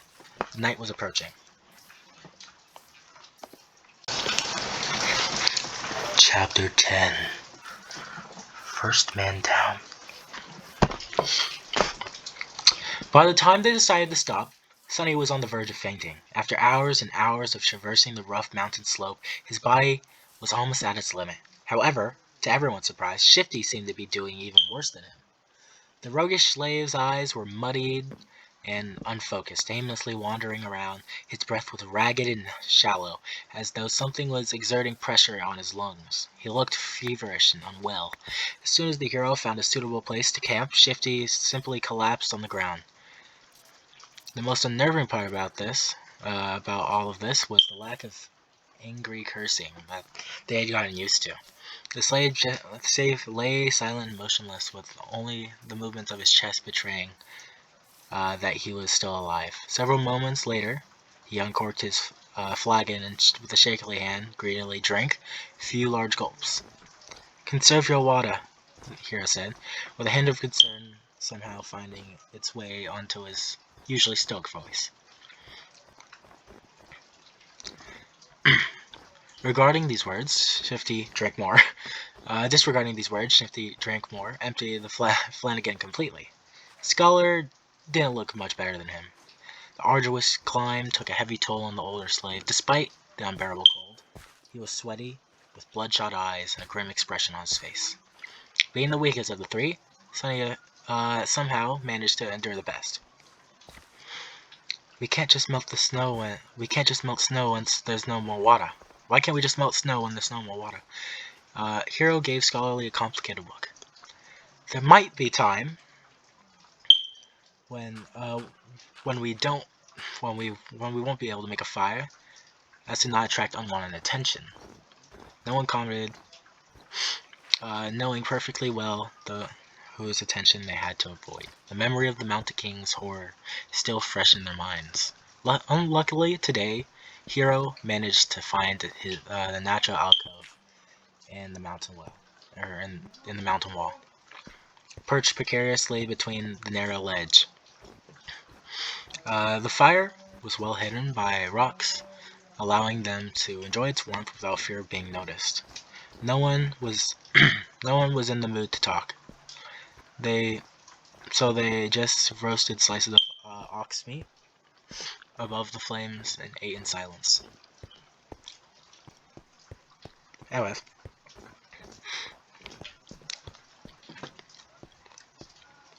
by the time the skies had turned completely black, Shifty and Scholar were already asleep, lost in the thrall of their own nightmares.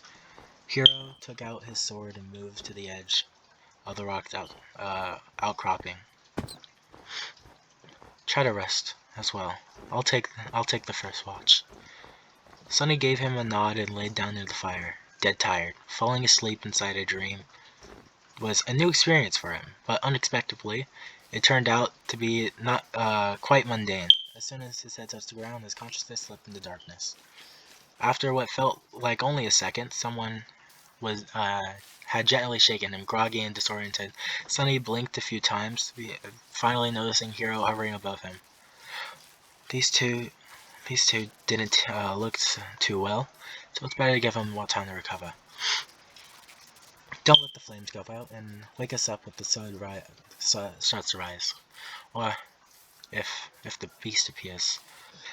Sunny silently rose and changed places with the hero, who added a couple logs to the fire and was soon fast asleep. For a few hours, he was on his own. The skies were black, with dim stars, a sharp crescent of newborn moon. However, its light was not enough to pierce the darkness that enveloped the mountain. Only Sunny's eyes seemed to be able to do so. He sat quietly, looking down the same way they came. Despite the fact they managed to climb quite high during the previous day, he could still see the distant ribbon of the road. He could even trace back to the stone platform where they fought, where the fight with the tyrant had taken place. Tiny dots littering the stone were dead bodies of the slaves.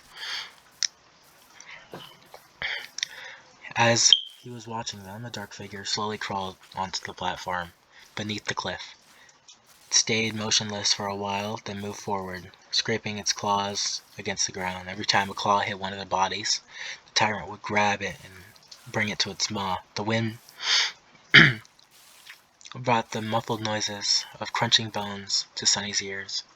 He flinched, accidentally pushing down a small rock off the ledge. As soon as it hit the slope, it rolled down, causing a few more to follow. The noise of falling rocks sounded like thunder in a silent night. Far below, the tyrant suddenly turned its head, looking directly at Sunny. Sunny froze, petrified. He was scared to even make the tiniest sound. For a while, he had even forgotten to breathe. The tyrant was staring at him directly at him, not doing anything. A few torturous seconds passed, each feeling like an eternity. Then, the tyrant calmly turned away and continued to devour dead slaves, as though he had not seen Sunny at all. He's blind! Sunny suddenly understood. Sunny inhaled, watching the Mountain King with widened eyes. It was true. The creature could not see. Looking back at everything that happened earlier, he grew more and more certain of his guess. Those milky, expressionless eyes, come to think of it, he never saw the tyrant actually move them at all. Even back when Sunny was pushing the wagon off the cliff, the tyrant only reacted after the wagon had started to fall, scraping loudly against the rocks. Of course! It was all making sense now. At the break of dawn, Sunny had woken up the others. Hiro had hoped the full night's rest would do Shifty and Scholar some good, but his high hopes were crushed. Somehow the two slaves looked even worse than before. It was as though the yesterday's climb had overstrained Scholar too much. However, Shifty's condition could not be explained by simple overexertion. He was deadly pale and shaky, half-conscious eyes and a lost look on his face. What's with him?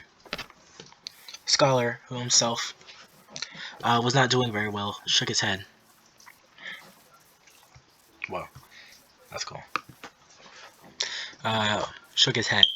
It might be mountain sickness. After it affects different people differently. His voice sounded raspy and weak. I'm fine, assholes.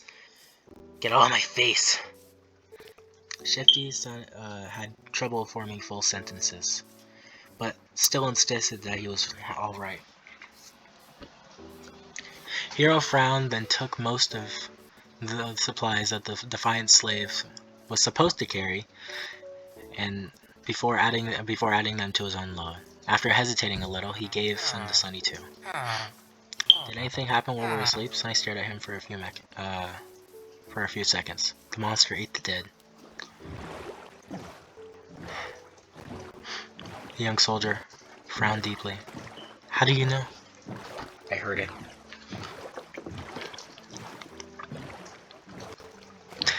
The hero moved to the edge and looked down, trying to make out a distant tone of the platform. After a minute or so, he clenched his jaw, showing signs of uncertainty for the first time. Then, we'll have to move faster. If the creature is finished with all the bodies, it will come for us next. We need to find the old path before nightfall. Frightened and dejected, they set out again to continue the climb. Sunny was slowly dying under the weight of the added load. Thankfully, Shifty and Scholar had had already drunk most of the water, lightening it a little.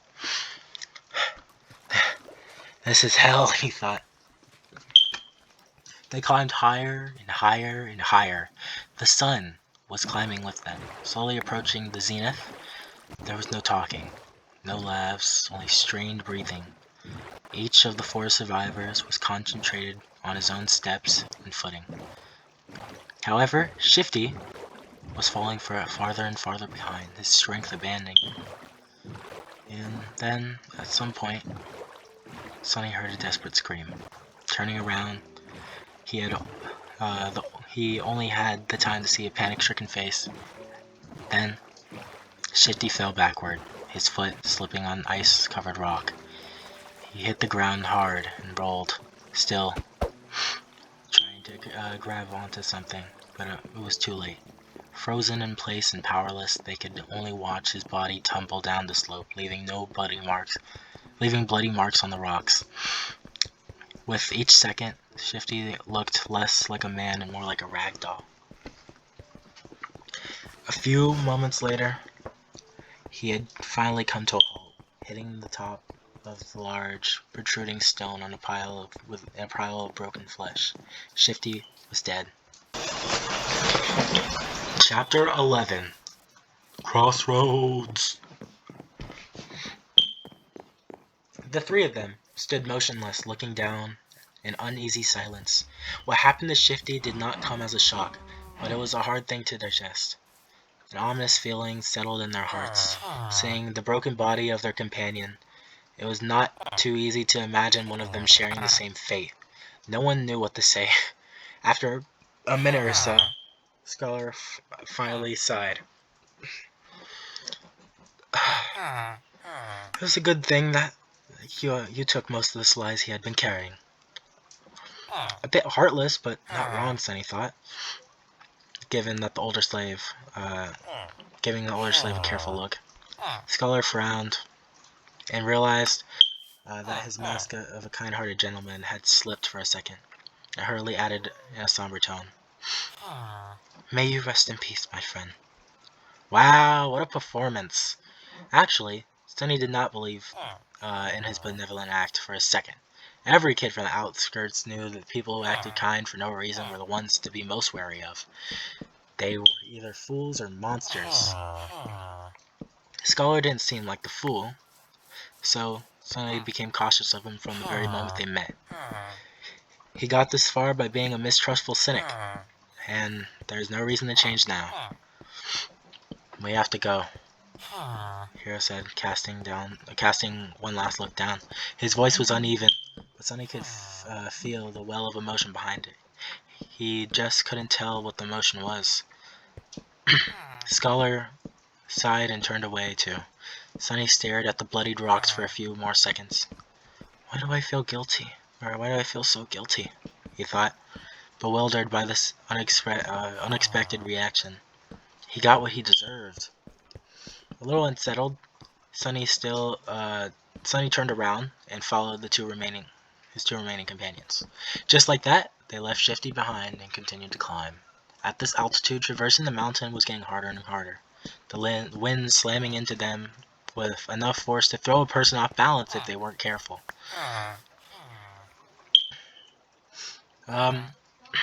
Making every step seem like a gamble. The air was becoming too thin to breathe. Due to the lack of oxygen, Sunny was starting to feel dizzy and nauseated. And as though they were all slowly suffocating, altitude sickness was not something one could overcome with effort. It was subtle and overbearing at the same time, affecting the strong and the weak with no regard to their fitness and endurance. If his luck was bad, an elite athlete could succumb to it faster than a random passerby.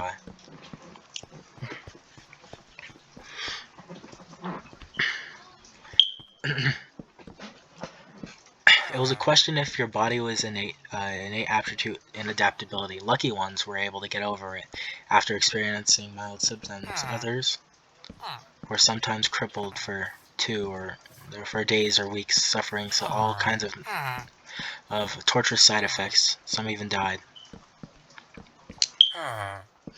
As though that all wasn't bad enough, it was getting colder too. Warm clothes and fur weren't enough to keep the chill at bay anymore. Sonny felt simultaneously feverish and freezing, cursing every decision he had made in his life to end up here, on the endless, icy slope. This mountain was not a place for humans. And yet, they had to go on. A few hours passed despite everything. The three survivors continued to struggle forward, slowly moving higher and higher, wherever the old path Scholar had talked about was, and now, it couldn't have been far. At least, that's what Sonny was hoping for. At some point, he started to doubt that the path even existed. Maybe the older slave lied. Maybe the path was long ago destroyed and by the ravages of time.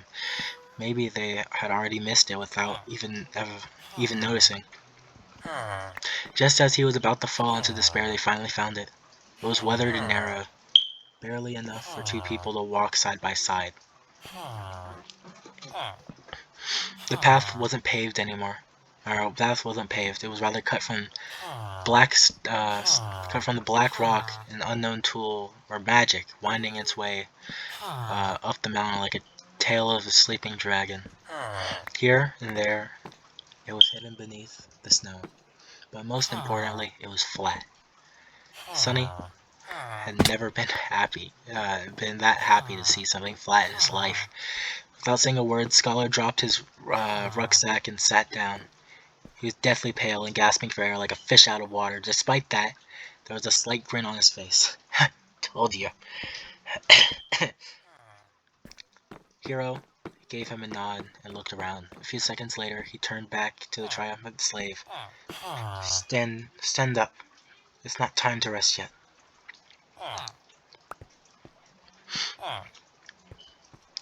Scholar blinked a few more times, then glanced at him with pleading eyes. Just give me a few more minutes. Young soldier was going to retort, but Sonny suddenly put his hand on the soldier. Hiro turned to face him. What is it? It's gone. It's gone. What is gone? Sonny gestured down, back the way they came. Shifty's body. It's gone.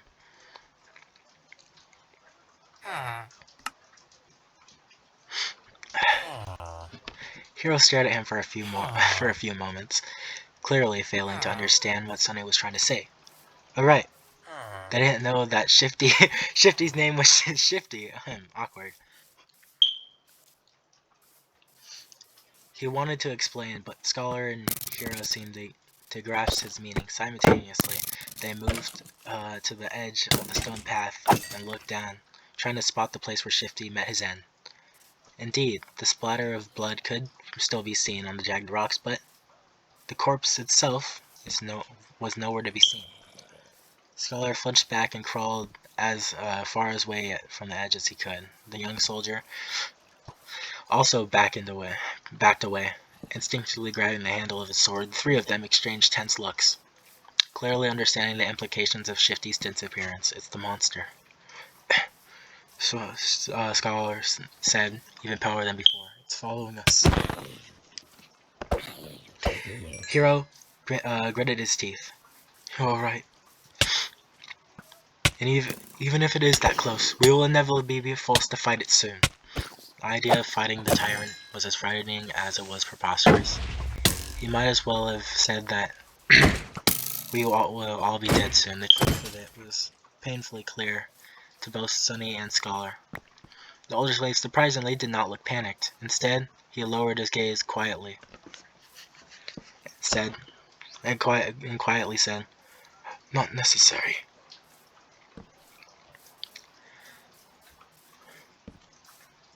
Huh? Wait. Okay. Hiro and Sunny turned to him, all ears. The young soldier raised an eyebrow. "Explain." "Here it comes." Scholar sighed. "The beast has traced us this far in just a day. That means there are two most probable possibilities. Either it's smart enough to realize where we're going, or it's following the scent of blood." After a bit of thinking, Hiro nodded, agreeing with his logic. The older slave smiled and slightly continued. "Whether it's one or another, we can throw him off our trail and buy some time." "How do we do that?" Despite the urgency in Hiro's voice, Scholar hesitated and remained silent. "Why aren't you answering? Speak!" The older slave sighed again and slowly, as though against his will, answered. Sunny was waiting for this moment for a while now. "We'll have to make the boy bleed, drag him down the path, then leave him there as bait and go up. His sacrifice will save our lives. Right on time." If Sunny wasn't mad and scared witless, of course, he would have smiled. His judgment, it seems, was eerily on point. Affirmation was always nice, but not in a situation where being right also means potentially being used as monster bait. He remembered the words Scholar had spoken back when Shifty was campaigning to have Sunny killed. "Not too hasty, my friend. The boy might prove useful later on." These words, which sounded benevolent then, had turned out to hide a much more sinister meaning. What a bastard! Now it all depended on whether or not Hiro would decide to follow through on Scholar's plan. The young soldier blinked, astonished. What do you mean, make him bleed?" Scholar shook his head. "It's simple, really.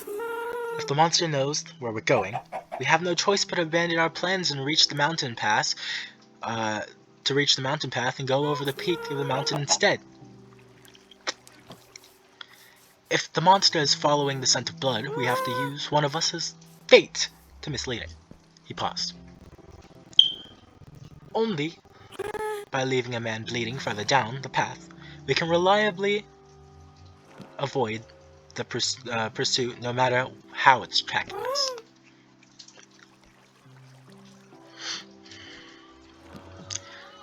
Hiro stood motionless, his eyes jumping between Scholar and Sunny. After a few seconds he asked, "How could you bring yourself to propose something so vile?"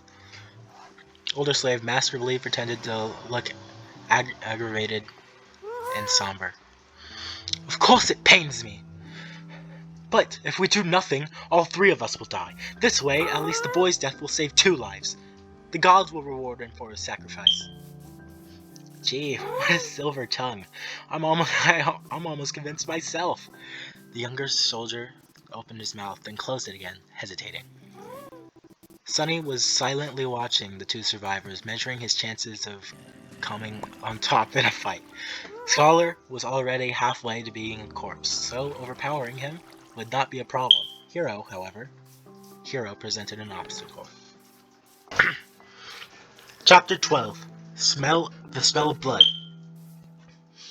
Right now, that obstacle was looking down, avoiding Sunny's gaze. His hand was resting on the sword handle. As always, the young slave had no idea about what was going on inside Hiro's perfectly shaped head. The uncertainty was making him nervous. Finally, after some time had passed, the soldier spoke. "I have only one question." Both Sunny and Scholar stared at him while holding their breaths. Yes. You said that one of us must be sacrificed to save the other two. Why him? From what I can see, you're far closer to the grave. Great question! I was about to ask it myself. Sunny turned to the older slave, trying very hard to suppress a mocking grin. But to his dismay, Scholar had an answer ready. Before the first attack, he was already bleeding because in the senior school. During the attack, he was drenched in blood of a fellow slave. His coat too. It was soaked. It was soaked in it when the previous owner died. The boy reeks of blood. Keeping him here will put us in danger.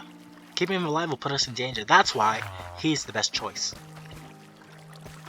The grin died before reaching Sunny's face. Curse you and your big brain! Scholar's reasoning was appallingly solid. Hiro listened, his expression growing darker with each word. Finally, he looked at Sunny, a dangerous light shining in his eyes. That is true.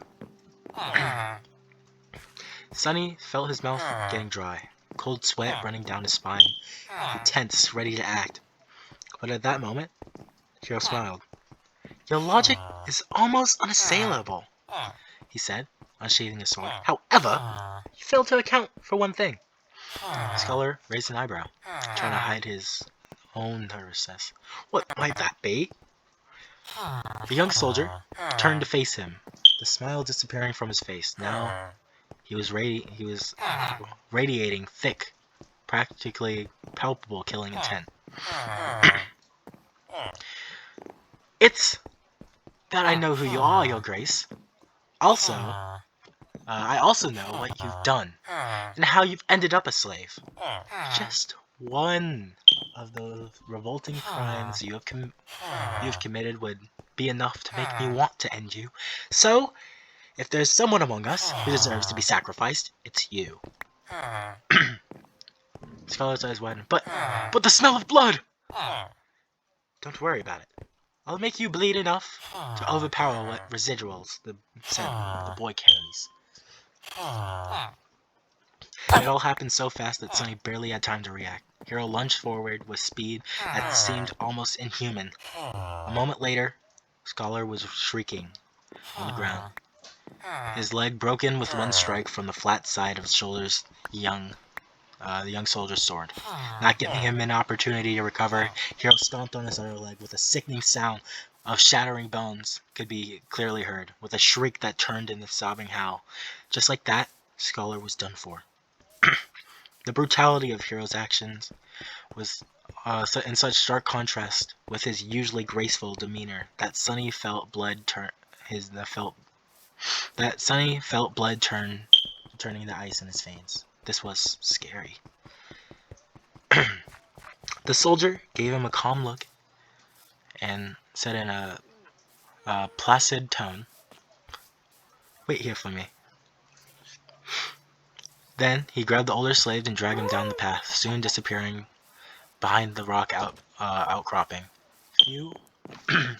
After a few minutes, terrible screams could be heard echoing through the wind. Sunny was alone, trembling. Crap, this is too much. He still couldn't believe how sudden Scholar's demise came to be, and how ruthless it was. Some time later, Hiro was back acting as though nothing had happened, but it was exactly the normalcy that unnerved Sunny the most. After sorting through the contents of Scholar's rucksack and throwing most of the firewood out, the young soldier put it over his shoulder and nonchalantly turned to the young slave. "Let's go. We need to hurry." Not knowing what to say, Sunny gave him a nod and headed forward. Now, there were only two of them left. It was sort of stupid, but Sunny felt lonesome. Walking down the stone path was much easier than scaling the mountain wall. He even had time for unnecessary thoughts. A strange feeling of melancholy descended on Sunny. Somehow, he began to feel that The end of this nightmare, whatever it might be, was not far off now. They walked in silence for some time before Hiro spoke. Don't feel guilty about what happened. It's not your fault. The decision was mine and mine alone. The young soldier was a few steps ahead, so Sunny couldn't see his face. Besides, if you knew the man's sins, actually, it's better that you don't. Just trust me when I say that killing him was an act of justice. I wonder which one of us feels guilty. These people, trying to rationalize their actions, are always desperate to maintain the illusion of righteousness, even while doing the most foul things. Sunny hated the hypocrisy. Not getting an answer, the hero chuckled. You don't like to talk, do you? Well, fair enough, silence is gold. They didn't speak again after that, each preoccupied with their own thoughts. The sun was setting, painting the world in a million shades of crimson. This high up, the air was clean and crisp, piercing by a stream of scarlet light. Below them, the sea of maroon clouds was slowly rolling up past the mountain. The stars and the moon began to reveal themselves in the vermilion sky. It was quite beautiful. However, Sunny could only think about how cold it was going to be once the sun fully disappears. Before that happened, Hiro found himself in a shelter. Not far from the path, hidden by some tall rocks, was a narrow crevice that extended into a slope. Extended into the slope of the mountain. Happy to be safe from the piercing winds, they explored the crevice and ended up in a small, well-concealed cave. Sunny made a move to unbundle the firewood, but Hiro stopped him with a shake of his head. Today, we will camp without making a fire. The beast is too close. Camping without a fire, without the warm flames to keep them company, was not going to be pleasant. But at least they weren't going to freeze to death inside the caves. In any case, the alternative was too frightening. Sunny sat down, putting his back against the wall. Hiro settling opposite of him, looking downcast and thoughtful. He was obviously in a strange mood. If nothing else, it was apparent from the fact that today, for the first time, the young soldier had failed to care for his sword after making camp. Soon, the sun was gone. Their small cave became completely dark. Sunny, of course, could still see perfectly well. Hiro, on the other hand, was now completely blind. In the darkness, his handsome face looked noble and, for some reason, sorrowful. Sunny studied it, not willing to fall asleep. After a while, Hiro suddenly spoke in a quiet voice. You know, it's strange. Usually I can feel someone's presence, even in absolute darkness, but with you, there's nothing. It's like you're one of the shadows. With only silence to answer him, he smiled. Are you asleep? The question echoed in the darkness. Sunny, who had never spoken with the hero unless there was an urgent need to, even then only using a few words at best, felt like there was a strange intimacy between them now. That's why he decided to talk. Maybe the darkness gave him courage, but besides, there was an occasion. Why? Are you waiting for me to fall asleep before you kill me, or will you do it in the morning?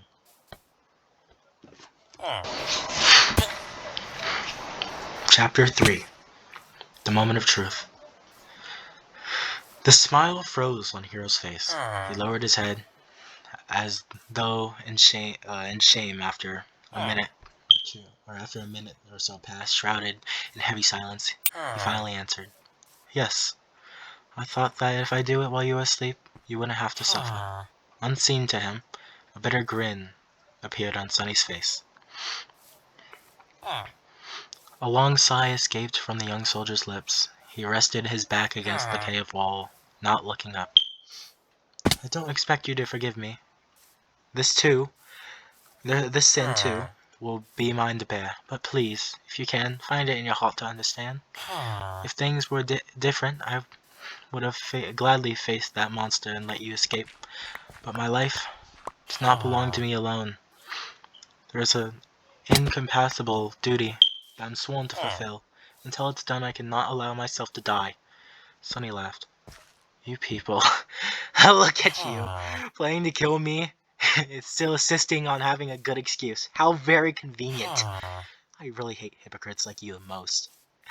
Why don't you be honest for once? Don't give me that crap. Just say it. I'm gonna kill you because it's easy. I'm gonna kill you because I want to survive. Hiro closed his eyes, his face full of sadness. I'm sorry. I knew you wouldn't be able to understand. What's there to understand? Sunny leaned forward, anger coursing through his veins. Tell me, why do I have to die? The young soldier finally looked up. Even though he couldn't see in the dark, he turned his face in the direction of Sunny's voice. That man was a villain, but he was also right. The scent of blood on you is too heavy. It will attract the beast. You could just let me go, you know. We'll part ways after that. Whether or not the monster finds me, it won't be on you. Hiro shook his head. Dying in the creature's maw is too cruel a fate. It's better if I do it myself. You are my responsibility after all. How noble of you! Sunny leaned back, dejected. After a short while, he said quietly, You know, when I just came here, I was ready to die. After all, this whole world, 2 worlds actually, there's not a single soul who cares whether I live or die. When I'm gone, no one will be sad. No one will even remember that I existed. There was a forlorn look on his face. A moment later, however, it was gone and replaced by mirth. But then I changed my mind. Somewhere along the way, I decided to survive. I must survive, no matter what. Hiro gave him a thoughtful look. To live a life worth remembering? Sunny grinned. A dark gleam appeared in his eyes. No, to spite you all. The young soldier was silent for a few moments and nodded, accepting this answer. He rose to his feet. Don't worry, I'll make this quick. Aren't you overconfident? What makes you think you'll be able to kill me? Maybe I'll kill you myself. Maybe I'll kill you instead. Hiro shook his head. I doubt that. But in the next second, he staggered and fell on one knee. The young man's face turned deathly pale. Then in a pained groan, he suddenly vomited blood. A satisfied smile appeared on Sunny's face. Finally! Finally. Hiro was standing on his knees, the lower part of his face covered in blood. Astonished, he was staring at his hands, trying to understand what had happened to him. What magic is this? With wide eyes and a pale face, he turned to Sunny. Was that thief right? Did you put the curse of the Shadow God upon us? Sunny sighed. I wish that I had the ability to throw divine curses around, but no. To tell you the truth, I don't have any abilities at all. Then how? The young slave shrugged. That's why I poisoned you all. The hero flinched, trying to comprehend his words. What? After the tyrant first attacked, you sent me to search for water. While gathering flanagans from the dead soldiers, I squeezed bloodbang juice into each one, except for my own. Of course. It's not enough to taste it, but enough to slowly kill anyone who drank from them.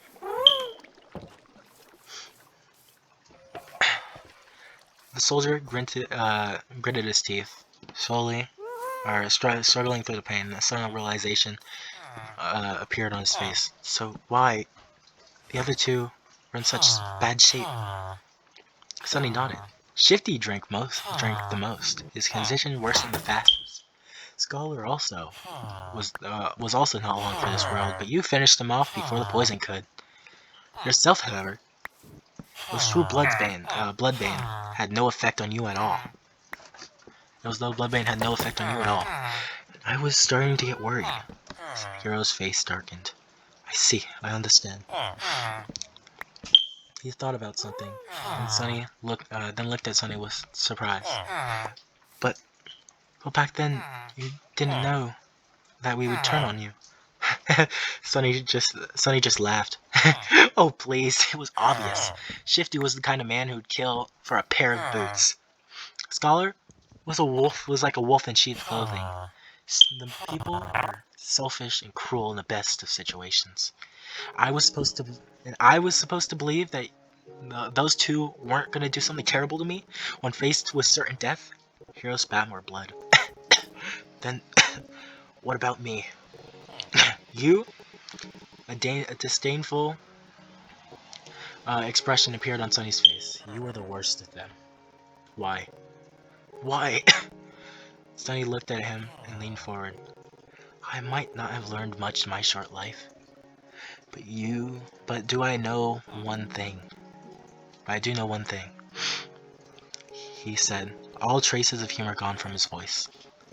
Now, with cold, callous contempt, Sunny's face hardened as he spat. There's nothing more pathetic than a slave who begins to trust his slaver. Hearing the words, Hero lowered his head. I see. Then, suddenly he laughed. You're a wicked little shit, aren't you? Suddenly, Sunny rolled his eyes. There's no need to be rude. But Hero wasn't listening to him. Good. This is good. My consciousness will be clearer. The young slave sighed in irritation. What are you mumbling about? Just die already. Hero chuckled. Suddenly pierced him with a stare. Somehow, he didn't look so sick anymore. You see, that plan would have worked if I was a normal human. But alas, my soul core has awakened long ago. I have slain countless enemies and exhaled their power. Bloodbane poison, unpleasant as it might be, can never kill me. Crap! Sunny turned around and tried to run away, but it was already too late. Something hit him from behind, hit him in the back, sending his body crashing into a rock wall. With a scream, he felt a sharp pain in his left side. Rolling out of the cave, Sunny clutched his chest and scrambled back onto his feet and ran, trying to escape the narrow crevice. He managed to reach the old path, finally being able to see the stars and pale moon shining brightly in the night sky. But it was as far as he was able to get. Stop! A cold voice sounded behind him. Sunny froze. If Hero really had an awakened soul core, he had no chances of getting away from him. In a fight, he had no chances at all. Turn around. Young slave obediently turned. Holding his hands up, he looked at Hero, who was wiping blood off his face with a displeased look in his eyes. The two of them stared at each other, shivering in the murderous cold. Was it worth it? No matter. Despite it all, I'll be true to my promise. I'll make it quick. Soldier unsheathed his sword. Do you have any last words? Sunny did not answer. However, a small silver bell suddenly appeared in his hand. Hero frowned. Where were you hiding that thing? Sunny shook the bell. A clear, ringing sound flowed over the mountain, filling the night with an enchanting melody. What are you doing? Stop! The young slave dutifully stopped. What was right under the hero's bewildered eyes? The silver bell disappeared in the thin air. He looked at Sunny, stumped and suspicious. Tell me, what did you just do? Sunny didn't answer. In fact, he hadn't said a single word ever since escaping the cave. Right now, he wasn't even breathing. Hero, on the other hand, continued to speak. Tell me right now, or you'll regret it. Or you'll regret it. He scowled. Why are you not saying anything? The shivering boy just stared at him, completely silent. No. He was staring into the darkness behind him. The hero's eyes widened. What? Chapter 14. Child of Shadows. Sunny had no choice but to resort to one last desperate gamble. He had no chance against an enemy in a direct confrontation, at least not with an advantage. Bloodbane Poison is supposed to be his hidden card, but turned out to be nearly useless. Being able to see in the dark did not help that much too. Somehow, Hero was able to perceive their surroundings without any light. Whether he was using his sense of hearing or some magical ability, Sunny did not know. Not that it mattered now that they left the cave and were standing under the moonlit sky. Now he had only one advantage left, the fact that he knew the tyrant was blind, and the hero did not. Acting on that knowledge, however, was easier said than done. But what else could he do? That's why he tried to stay as quiet as possible and rang the silver bell. If the description did not lie, its ringing could be heard from miles away. Surely the tyrant was gonna hear it, too. And Sunny only had to stay silent, stall for time, and hope the monster would come. As he did so, the hero's bewilderment slowly turned to anger. Tell me right now or you'll regret it! His voice was quite threatening, but still, the young slave did not answer. He just shivered in the cold and tried not to groan despite the pulsing pain in his chest. Why are you not answering? Sunny did not dare to answer. He held his breath and watched, horrified as a familiar colossal figure appeared behind Hero. His lungs were on fire. His heart was beating like crazy. It was beating so loud that he was even afraid that the blind tyrant could hear. But of course, it couldn't be louder than the hero's voice, who was still talking, turning himself into the only source of noise on the mountain.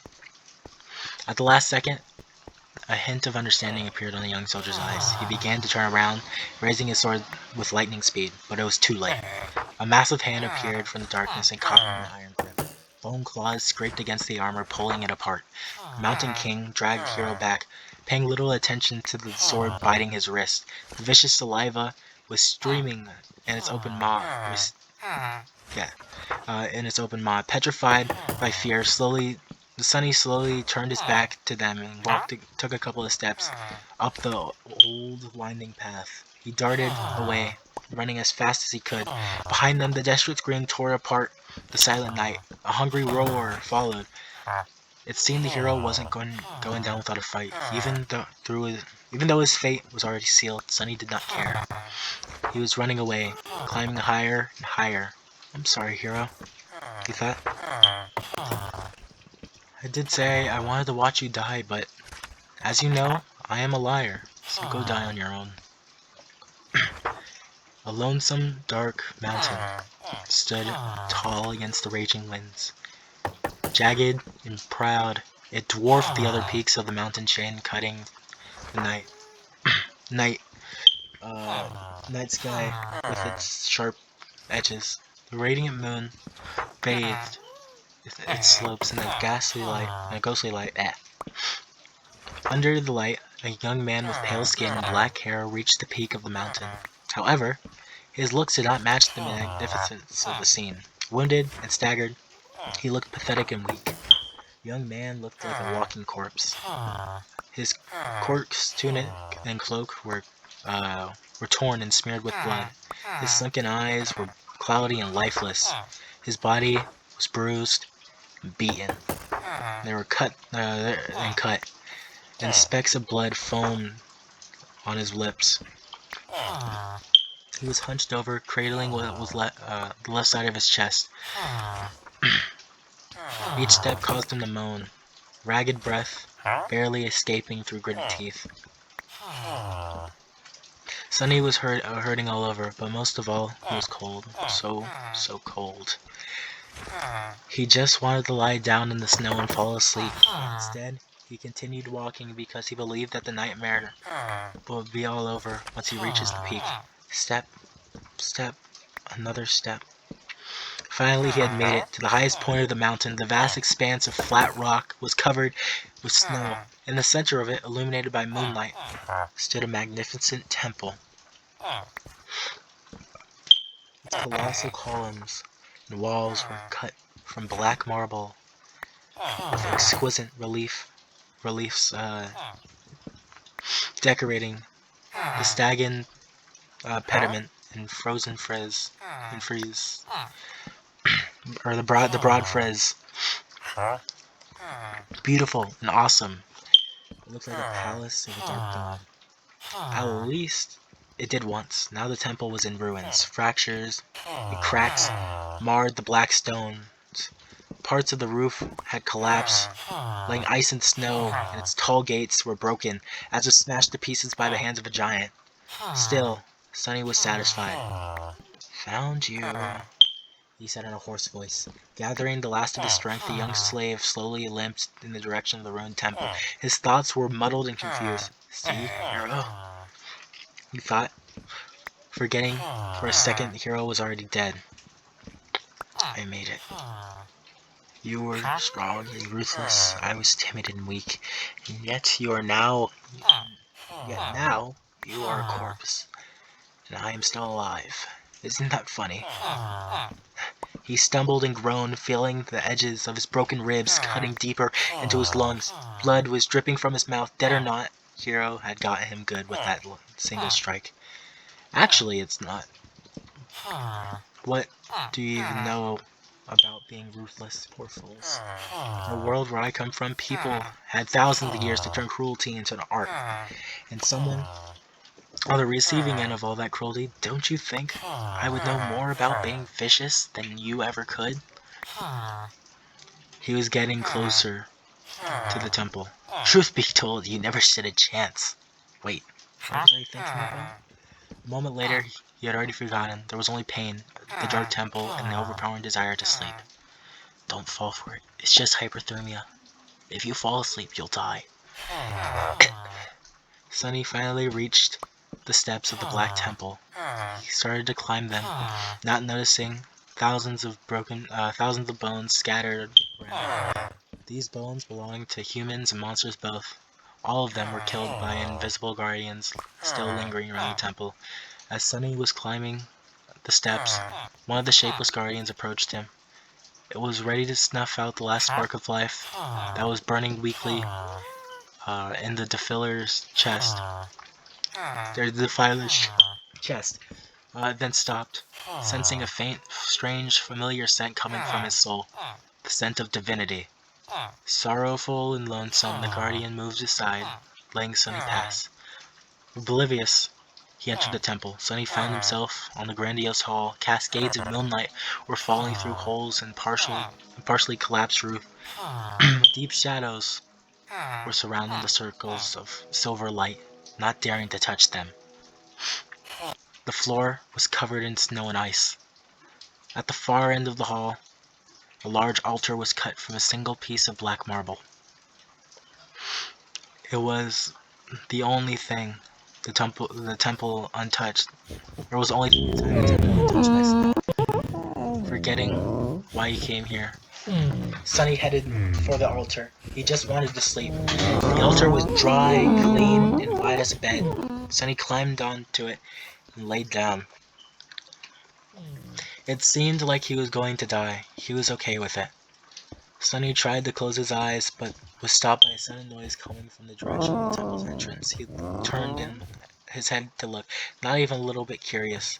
What he saw was sent chills running down his spine if he wasn't so cold, tired, and indifferent.